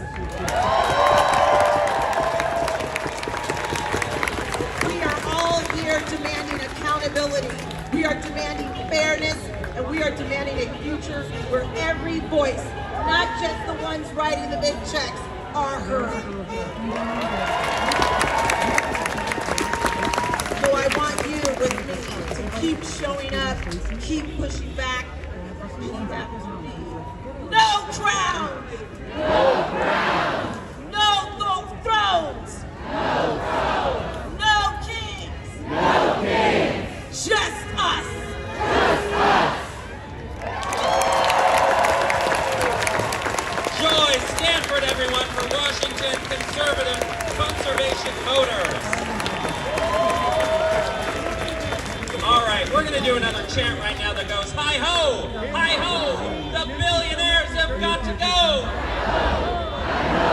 The billionaires have got to go. Hi-ho, hi-ho, the billionaires have got to go. Hi-ho, the billionaires have got to go.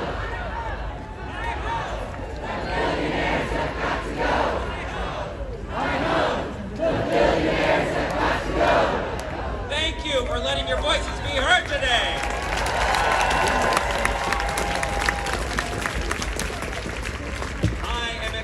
I am so excited to bring our next speaker up there, a Washington State Senator focusing on progressive legislation and community welfare.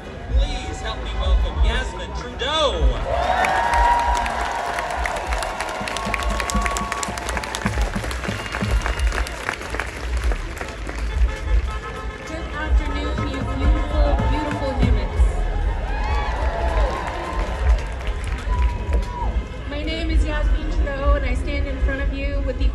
Serving this community.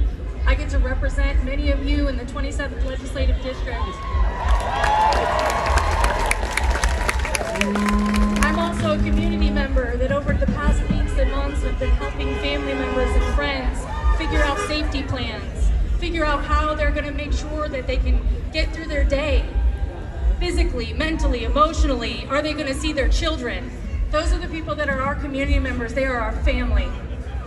I'm also here as someone who has been fighting and advocating for immigrant rights and immigration reform for years, and yes, even protested the issue under President Obama. It is not the who, it is the what.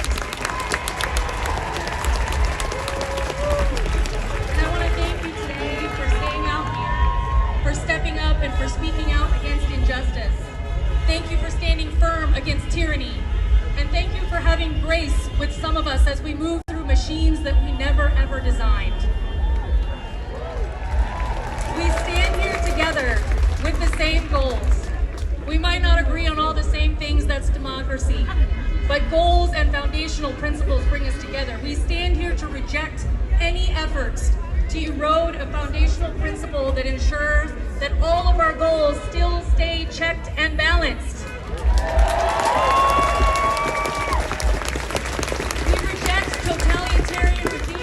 That use our names to wield violence and chaos against those who live and work alongside of us. And we reject any leadership that uses fear and control to silence us against speaking up for ourselves and each other. We reject the idea of monarchy and oligarchy and reject that anyone can anoint themselves with absolute authority.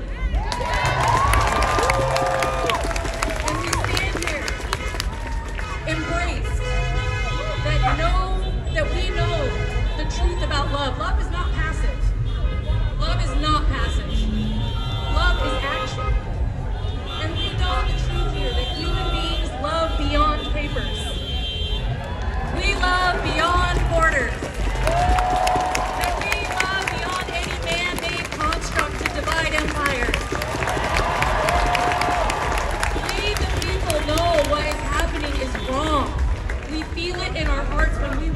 And today, I tell you, I am so blessed to be here with you. It is what helps me get up. We cannot allow wannabe monarchs and gluttonous oligarchs to take this moment for us. It isn't theirs. This is our moment. We are the people, and there is no U.S. without us.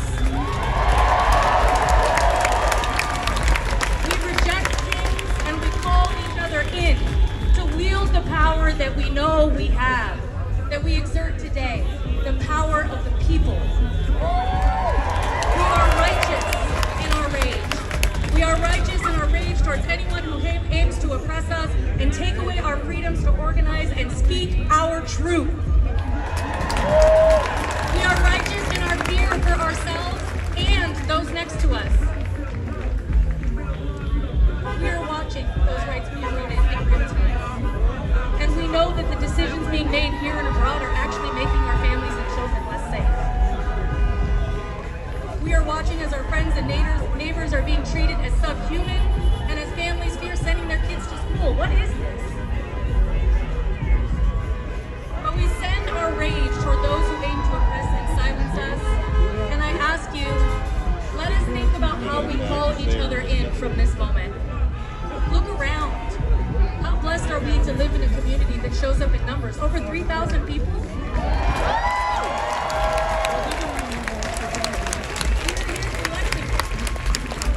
And so I'm going to ask you to let us break through the Pacific Northwest chill. I'm going to ask you to walk down the street and smile at someone. Smile the whole time. Let's talk to each other at the grocery store. Let's figure out what our stories are so we can celebrate that. Let us listen to the fears and anxieties of those who have less privilege and protection so that we may avoid unintentional harm. Because they can try to lie to us. They can try to scare us. They can try to even beat us and arrest us, but they cannot take away our love for one another. They cannot take away our truth. They cannot take our power. Because we hold the power of the community and the collective. We are the people. Thank you so much.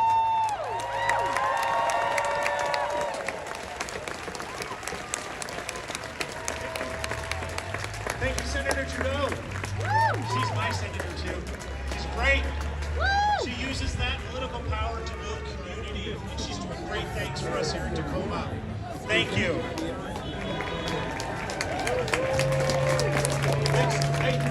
It's rare you get to introduce a trailblazer, and she's going to kill me for this. I'm the Secretary-Treasurer of the Pierce County Central Labor Council. We're the largest labor federation in Pierce County, representing 111 unions, 44,000 workers in county. But I can't do that alone. I've got somebody that runs my meetings. Her name's Alice Phillips, and she's the president of the Pierce County Central Labor Council. She brings the fire, she brings the energy, and she leads us. And she's amazing, and it's my pleasure to introduce her as our next speaker.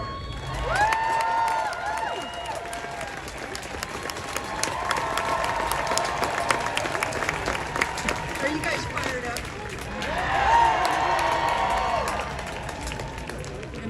Nope. Yeah. I'm fired up!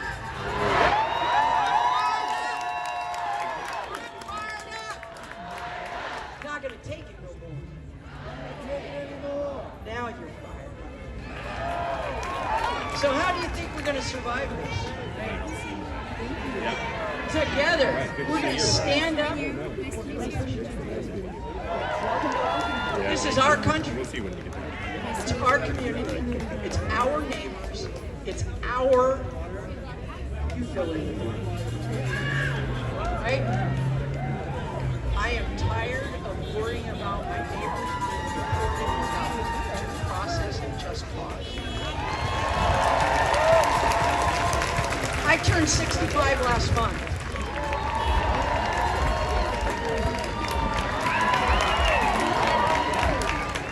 And I'm worried about Medicare, Medicaid. Right? You know what's going to happen to the people thrown off of that? you're not going to be able to get private insurance. It'll be too expensive because health insurance companies are the only companies that can discriminate against you based on age and the number of children you have. Now we got to worry about Social Security. I'm talking about our seniors. I had I have a good union job. I got a good union pension.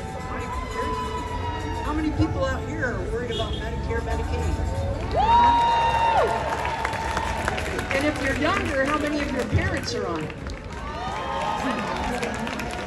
So the way we're going to fight this is we're going to stand together and we're going to push back.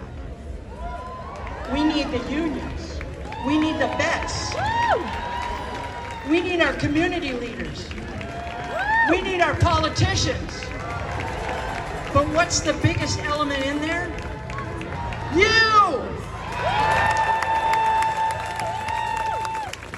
So now we can get into rating our schools. You know, I sit on the board of trustees for Clover Park Technical College. And thank you. We had our commencement on Tuesday. And before that commencement started, we had to have a meeting to determine what we would do if we were raided by ICE.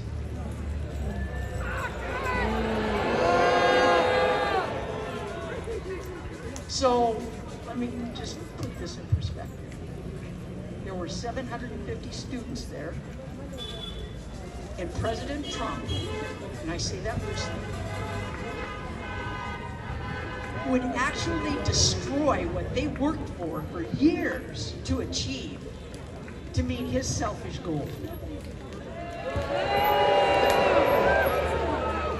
Those are moments you can't get back. You can't get that moment back. And they can't take this moment from us.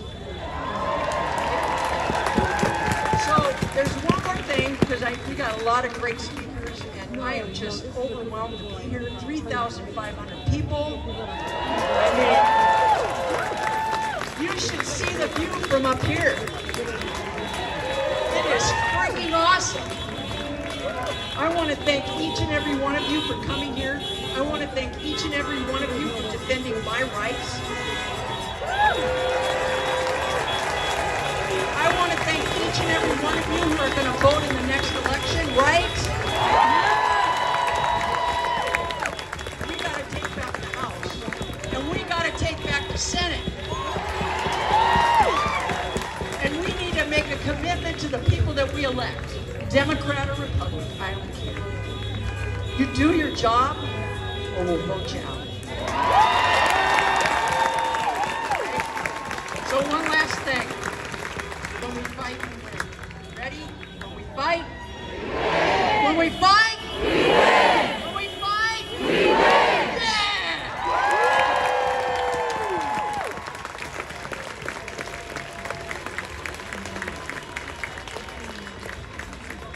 Thank you, Alice. That was Alice from the Pierce County Central Labor Council.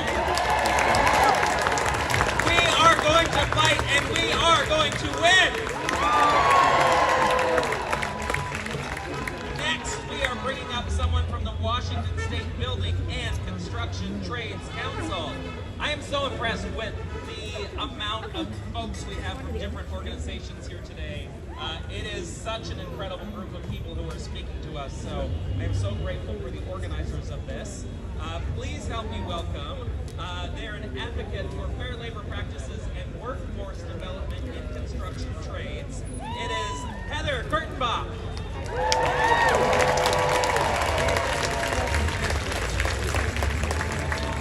Wow, look at you all. Man, this is crazy. Hello, everybody. My name is Heather. I use she and her pronouns. I have the great privilege of representing roughly 75,000 building and construction trades workers in the state of Washington. Yeah. Yes. An iron worker by trade. I have to say that out right now. But let me get straight to the point. The people in power, the ones clinging to fear, division, and lies, want us to believe we are too broken to come together. That we're too angry, too different, too scattered to stand up for each other, but I'm here to tell you they are dead wrong.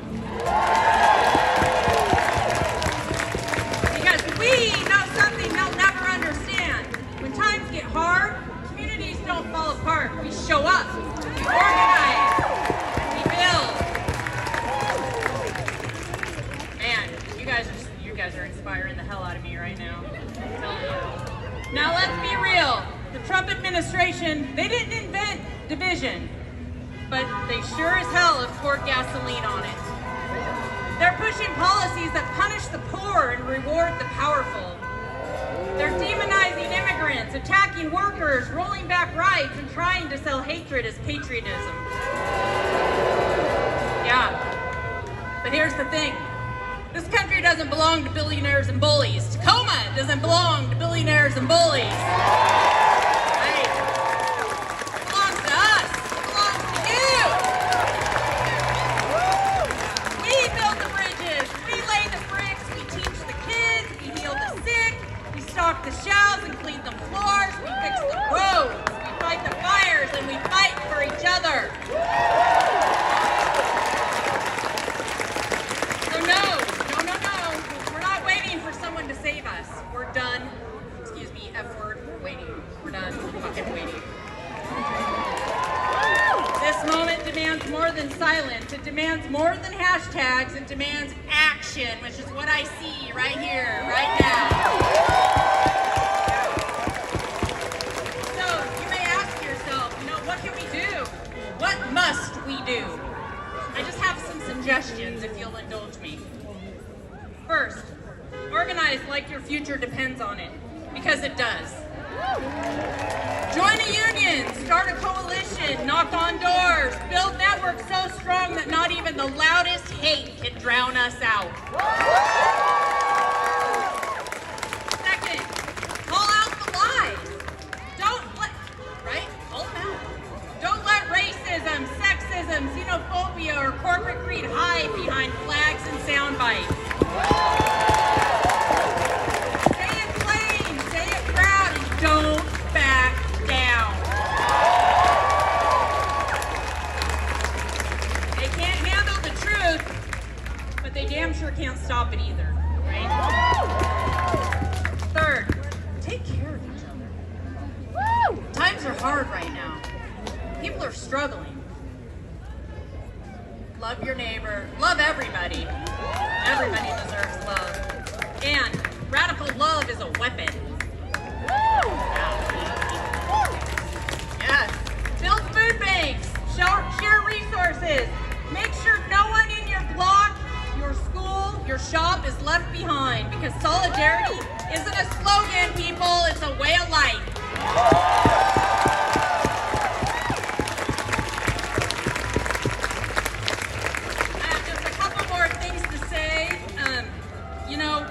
Let's stop acting like we're powerless. We have the numbers. Look around you. Look around you. And this is happening all across the country now. We have the numbers.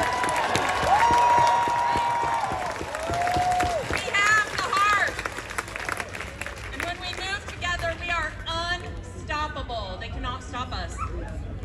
The Trump movement feeds off division. So let's starve those truckers out. Starve them out.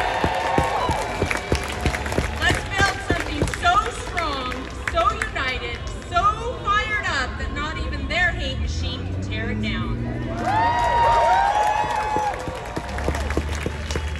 And as Alice alluded to at the end of her speech, this is our time and this is our fight.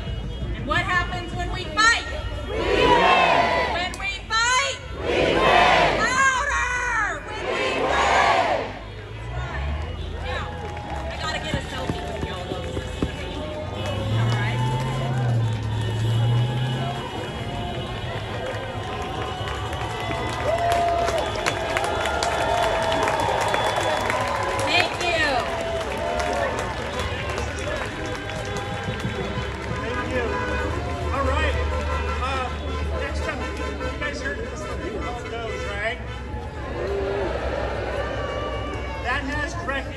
On our neighbors and our friends that work for the federal government, whether it's the FAA or it's the Social Security. And today we have the fortune of having Jackie from the American, Jackie Walton from the American Federation of Government Employees, Local 397. Her members are being impacted by those things, and she's here to share with us a little bit. Take it away, sister.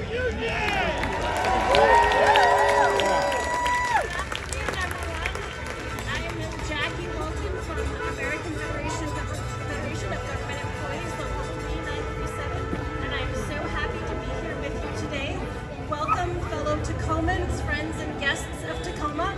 I am so encouraged and so glad to see so many people here, because one of the things that I have learned through my time in the union is that united we stand, divided we beg.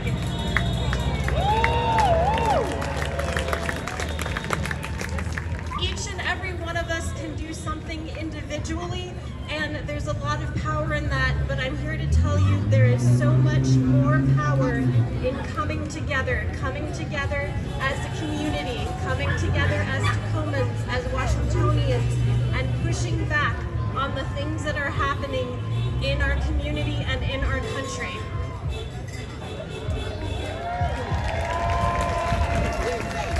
Some of you may have heard the percentage that 3.5% of the population rising up peacefully can push back and almost always succeed in their goals. And so I want to encourage you to be a part of that 3.5%, to keep pushing back.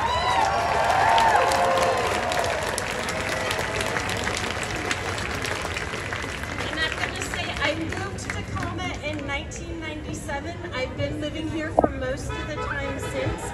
And one of the things I love about being in Tacoma, I love our community. I love the fact that we have strength and resilience. I love the fact that Tacomans have grit. I love the fact that we stay in the fight.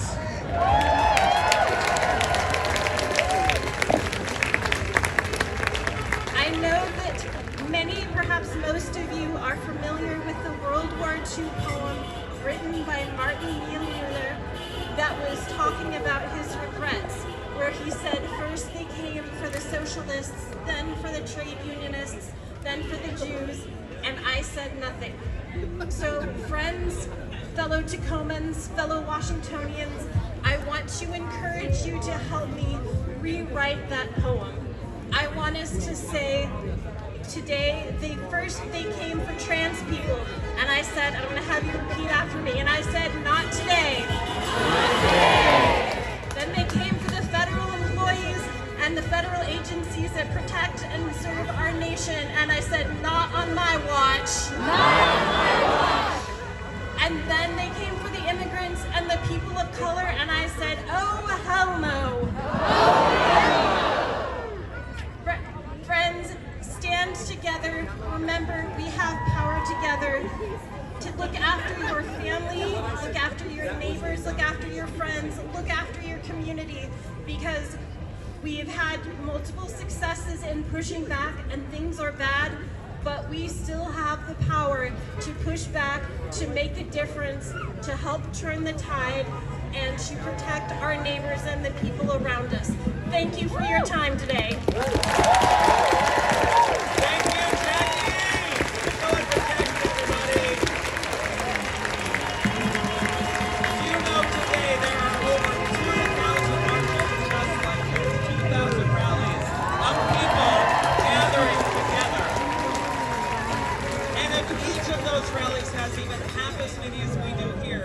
Drag queen math, that is a lot of people. A lot of people. Having our voices heard. Thank you for being here. Our next speaker is from the AFSCME Council 28/WFSE. It's almost as many as the LGBTQ alphabet here. They are an advocate for public sector workers and social justice. Please welcome Mike Yastramski.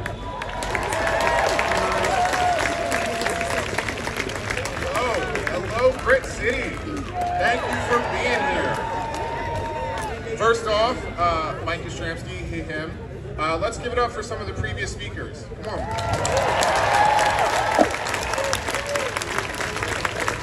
So as we said, my name is Mike Yastramski. Boston Federation of State Employees, representing over 55,000 public sector workers across this state. Let me hear it if you're proud to be a worker. Let me hear it if you support labor. Now let me hear it if you believe that democracy is worth fighting for.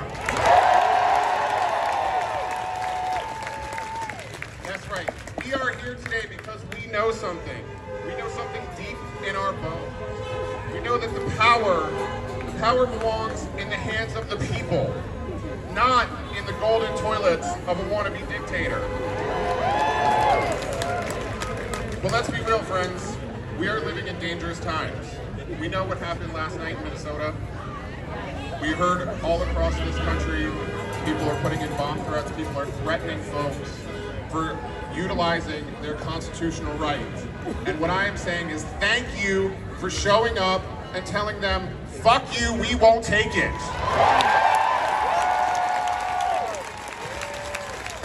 Because right now, there's a man in the White House, the one person who somehow couldn't make money on a Vegas casino,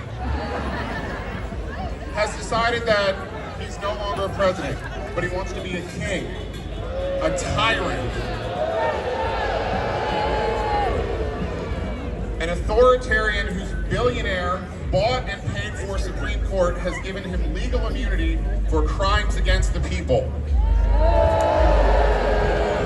And he's got billionaires and corrupt cronies all too eager to hand him that crown. But the reality is, here in Washington, the only king that we're really interested in is the salmon. Maybe a crab. This city has a proud history of standing up to power. Because Tacoma is a union town. Tacoma is a what? Thank you. Tacoma longshoremen were on the forefront of the civil rights movement, and they were one of the first integrated unions in America. That's our history. My union, AFSCME, put on a sanitation strike in Memphis, which was actually the site of Martin Luther King Jr.'s famous "I've been to the mountaintop" speech. Because workers' rights are civil rights. Workers' rights are what? Early in the 20th century and today, when longshoremen, teachers, social workers organized for fair wages and dignity, they didn't beg, they didn't wait, they didn't tweet angrily from a golden tower. They hit the streets, they built unions, and they shut it down. That is the spirit that built America. Not a bunch of incel crypto bros, but the boots on the ground, workers who actually make this country run. And make no mistake, when they go after workers, when they go after unions, they're going after democracy itself. Because a union is a vote in the workplace. It's a democracy with a lunch break. It's the one check on the corrupt, techno-feudalistic system that we are barreling toward. In less than 6 months, that man, he empowered corporate bosses to try to silence workers. He slashed protections for whistleblowers, fired safety inspectors, and other essential federal employees. He appointed the judges who had tried to gut union rights and neuter the NLRB. Here's the thing about that, though. The NLRB, all the labor laws, all that kind of stuff, that wasn't actually for us. That was for them. Because it was to placate us, so we'd stop blowing up coal trains and dragging the bosses into the street to demand what we deserve. When the working class is under attack, what do? Stand up, fight back. Remember when he said that he wants to be a dictator on day one? Well, right? Donald Kim Jong Trump Moon, whatever, having his Dear Leader parade over in the other Washington.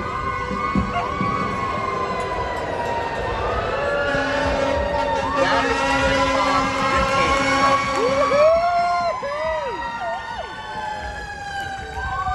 The last time Americans bowed to a monarch was in 1776. And at that time, we sent that powdered wig packing. We are not about to trade our votes, our voices, or our values for a reality TV Napoleon with a spray tan. Because this is bigger than left versus right. This is workers versus tyranny. Democracy versus dictatorship. And the people versus the oligarchs. And let me tell you folks, who's gonna win this battle? We are! Look around you. The folks standing next to you, again, teachers, dock workers, nurses, baristas, electricians, social workers, students. That's the real America. Takes force before respect. We build the bridges. We stock the shelves. And raise the kids. We keep the lights on. Even when the billionaires try to turn them off. They want us divided by race, by gender, by who you love. They want to take union against non-union, natural-born citizen against immigrant, red state against blue. But the reality is, when all of us stand together, they do not stand a chance. The fight for immigrant rights, the fight for workers' rights, the fight is human rights. Fair wages, that's a human right. Healthcare, that's a human right. A livable planet, human right. The right to vote, a human right. And the right to say fuck no to tyranny. You better believe that is a human right. So Tacoma, I'm asking you, are we going to sit back while this administration tries to steal our democracy? No! Are we going to stand idly by while they disappear our friends, family, and neighbors? No! Are we going to rise up and fight like hell for our future? Fuck yeah. All right, then let's organize. Let's march. Let's vote. Let's strike when we have to. And let's make this country what it is supposed to be. Of the people, by the people, for the people.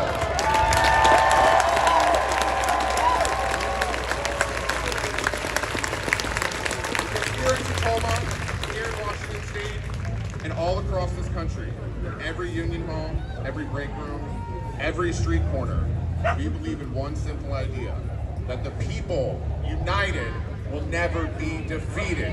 The people united will never be defeated. The people united will never be defeated. Thank you.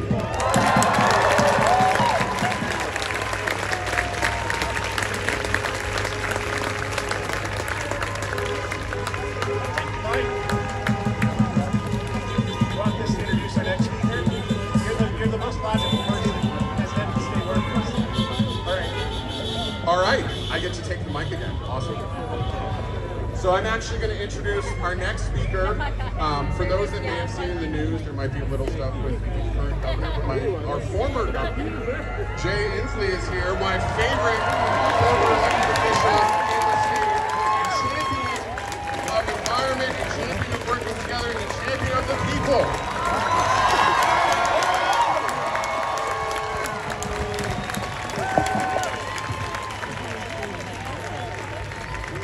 Good afternoon. I got to tell you, I'm very proud.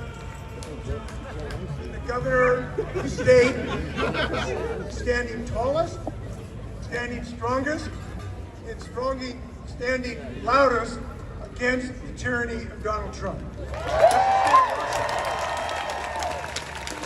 I am most pleased be in the city of Destiny, where 500 people have said the destiny of America is not tyranny, it is eternal democracy. This is the destiny. That's a message from Tacoma. Now, America has seen this movie before. In the 18th century, we stood against tyranny, against a king, King George. And I know one thing, one king was enough, two is too many. And we are standing here. I want to read a quote for you. It's a great rally, we're raising our voices. But I want to spend a moment with you on a serious note about two quotes that I think make sense to think about. One is the most famous, which is, we hold these truths to be self-evident, that all men are created and women are created equal, with certain inalienable rights among those in the pursuit of life, liberty, and the pursuit of happiness. This is our creed. And what we are doing today is not laborious. It is not a problem. We are here out of the happiness of standing for the most eternal value of the state of America, and that is democracy. We're here out of a sense of joy. This is happiness. But the second, I want to take a moment to reflect why we are so dedicated to this in the early stages of this assault on liberty. And I want to read you a quote by William L. Douglas, a son of... That is what we're doing today. And I will tell you this, if anyone says you can't make a difference, you tell them hogwash. These voices are making a difference. We have already forced Donald Trump to retreat in several ways, and it is our job to make him retreat in the months to come. That is our job. So, I'll just close by saying, we will not yield in our law firms. We will not yield in our universities. We will not yield in our school districts. We will not yield in our labor halls. We will not yield in our communities. We're going to make sure that we always put the we in democracy. Go get them, Tacoma. Good luck.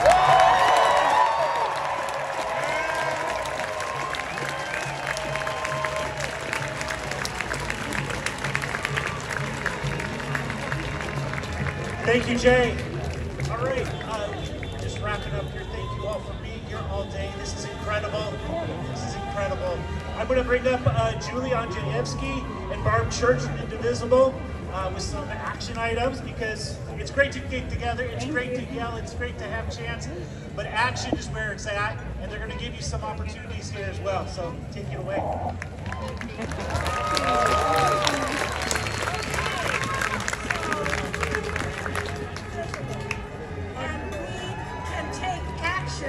And we can make a difference right now. The elections, we don't have to wait to 2026 to do an election. There are elections this year. There are local elections, and our local electeds are protecting. They're the first line of protection against federal overreach. So we want, if everybody here votes in the primary election, and you know who you're voting for, because Indivisible Tacoma has done a lot of work with our endorsements, and you can vote in the primary and vote in the general, because most people don't vote. If everybody here voted in the primary, you would flip elections right there.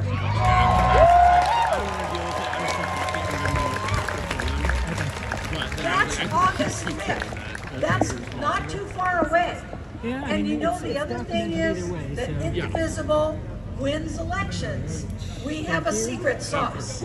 And that secret sauce is really not a secret. It's called door knocking. Yeah, the filming's been fun. And we have a workshop coming up this coming Wednesday called Door Knocking for Introverts. Yeah. Because we know that people are a little bit timid about going up to that door. But we are knocking friendly doors, and if you care about your city, you care about your school board, you care about the port of Tacoma. You care about the county council and what's happening. We've got the sheriff, you know. Oh my God, we've got the sheriff. If we want to have something to say about that, this year is a year that happens only once in 10 years, and that is there is a charter review commission, and we have to elect people to that. And that means you have to find out who these people are and who you should vote for. And Indivisible has done a vetting job for you. I mean, if you can. So that we're not going to that's something that just came into steering last night on the Oh, because of the FOMO being come to the door-knocking workshop this coming Wednesday at the Unitarian Church. It's on these flyers that we've been handing out today. Find out go to the, the website of Indivisible. Come on Wednesday. Get involved with us. Vote in the primary. Get your friends to vote. And we will win our local elections. Thank you.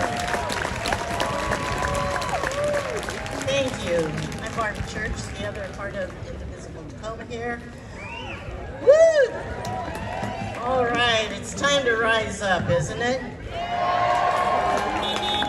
Under our current administration, our stories are being silenced, and our histories are under attack. So what are we going to do? We're going to stand up and fight back. Say it with me, stand up, fight back. When they try to erase our very existence, what are we going to do? We're going to stand up and fight back. Again, stand up and fight back. Stand up. With this administration's attacks on the LGBTQIA plus community, and with their emboldened display of racism targeting indigenous, black, brown, and immigrant communities, it is imperative that we work in coalition together to find common ground for the protection of our communities, for the protection of our culture, for the protection of our treaty rights, and ultimately for the protection of our very lives.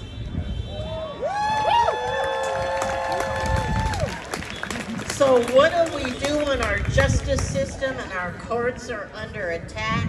We stand up and we fight back. What do we do when our earth is under attack? We stand up and we fight back.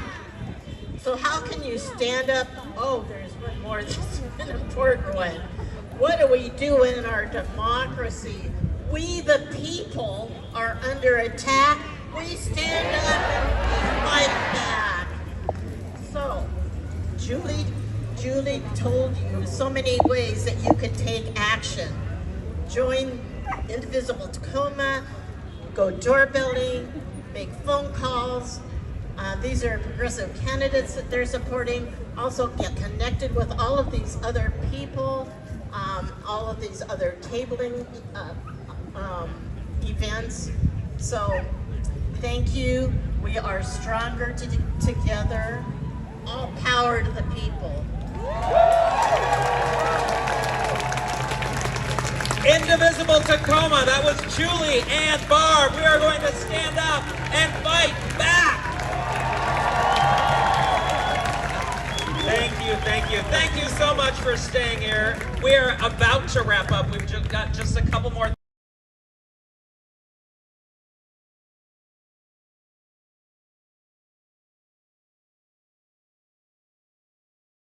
the park. But before that, I am very excited to welcome someone from the Pierce County Immigration Alliance.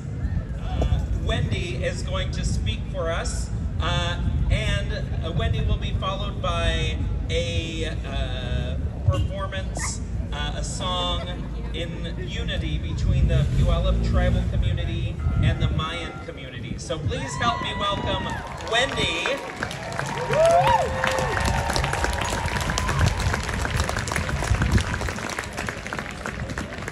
Wendy from the Pierce County Immigration Alliance.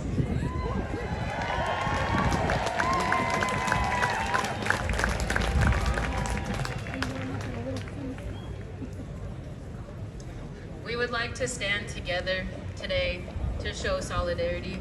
Wendy would like to share a message in Spanish, and we would like to stand here and support her. We're all gonna go up together, and I'll explain a little bit more after her words, but please listen to her. Please, please pray. Please be in a good space and receive all of this well. Thank you. Muy buenas tardes a todas las bandas de Tacoma, Washington.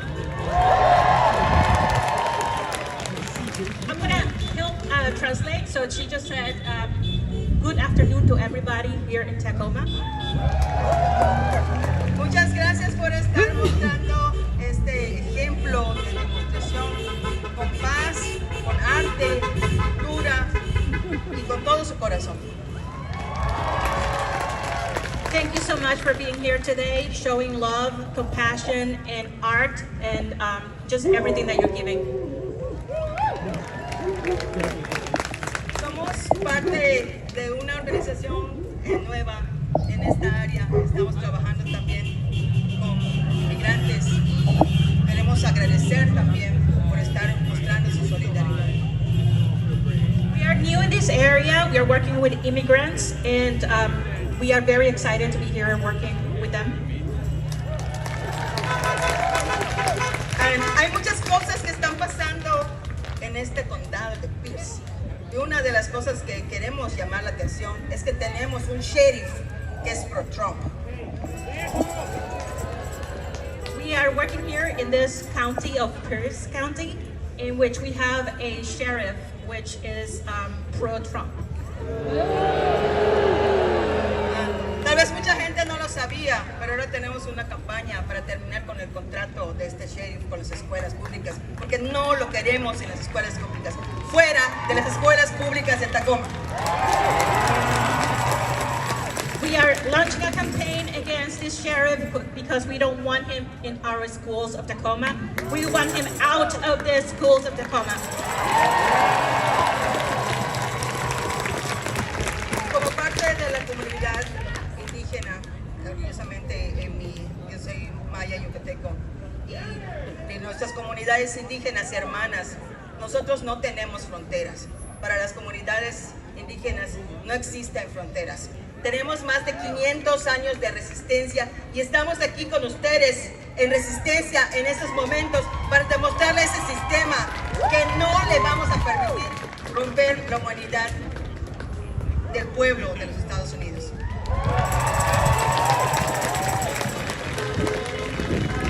I am part indigenous, and we come from a 500-year-long resistance of women fighting for the rights of everybody. So we are here today fighting for everybody that doesn't have a voice.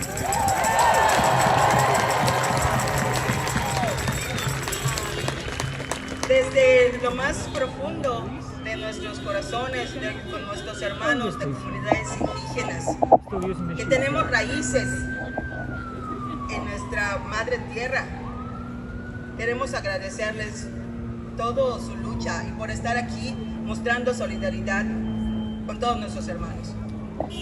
From the bottom of my heart, us here that we have very roots in this country, we want to thank you for showing solidarity for us and for fighting for us.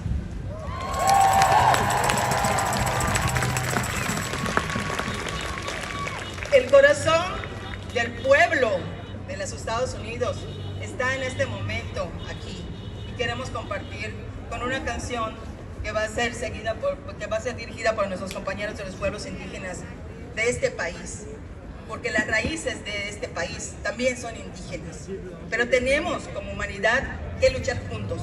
Gracias. So we are going to be performing a song. These people that you see here they have their roots in this country. We have indigenous blood, and we thank you for being here. We're going to show you what we got, and everybody, thank you so much.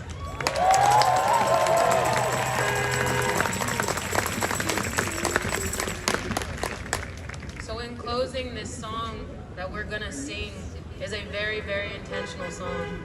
This is a prayer song that was I don't want to say given, but the rights were given for us to share this song with you today and the world by my mother. Her name is Daylan Hawks. She is also a member of the Puyallup tribe.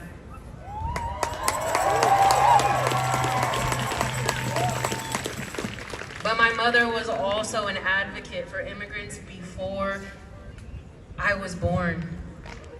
My mom taught me what it meant to care for everybody, to be a life giver that cares for the life that every life giver birthed. And with that mentality, the Creator gifted her this song to share. And it's a song that I sing more than she does now, but it was for these movements. It was for the blood, the sweat, and the tears, the energy, and the love of all of you and all of your nations, your peoples. So with that being said, this song is the Mother's Prayer song, and it's not just for mothers. This song is a connection between all life givers. And if you've heard indigenous communities speak, our first life giver is this Mother Earth.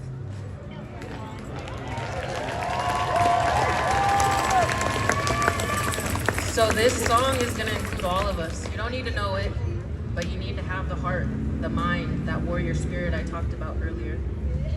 And so today we're standing here, many different indigenous communities across borders, to show we are here in solidarity from now on, from today forward. It's all of us together forever, nothing else.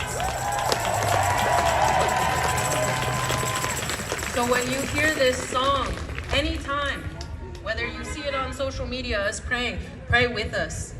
I want to ask that all life givers pray together. In whatever way you pray, it doesn't need to be my way.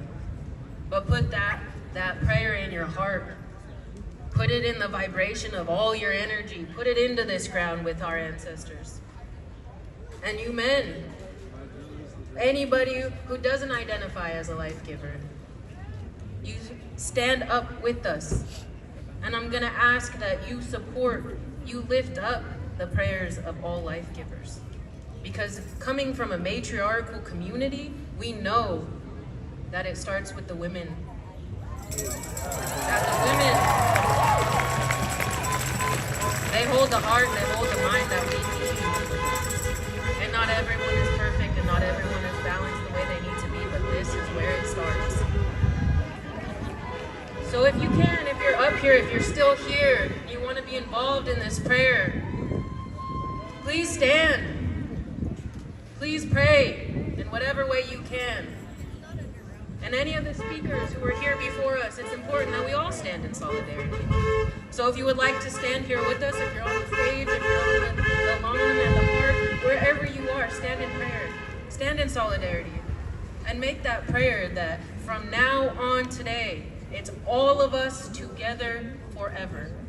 Thank you.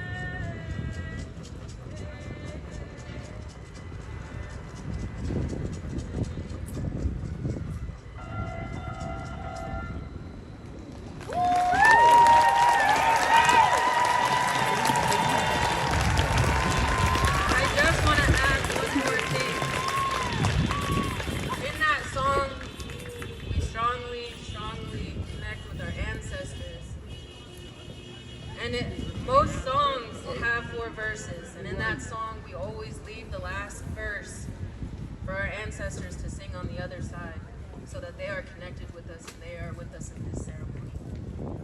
So with that being said, thank you so much for everybody who prayed with us, and I hope you carry these prayers home. I pray that everything that you carry today, you can leave it here. You can go home and be re-energized. Charge your battery. Know that there are like-minded people like you. Know that today, it is no longer just one group. Today, it is all of us together forever. So thank you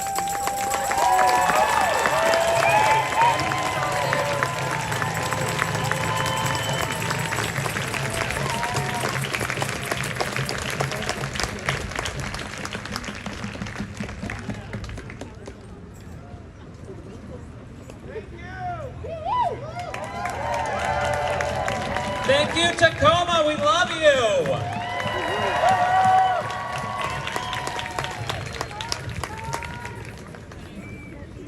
There you are. You must have been hiding in the back. I was hiding in the back. Fantastic. In the shade. So what's next? Now we're going to have Neville's come out and perform, a local band. Yeah. And Oscar's enemies will be cleaning up the park. We invite you to stay, continue to commune with your neighbors, come chat with us. Any of the speakers are here, will be around. You can speak with them, but continue to let your voices be heard. Continue to spread love. Continue to love Tacoma, because we love you. Thank you for being here. Thank you so much, Tacoma. You did everybody proud today. Let's give it up for our earnings governor who's been working hard. Yes, thank you so much. And thank you for being here. We're going to turn it over to the Neville's, and we'll see you at the trash bins.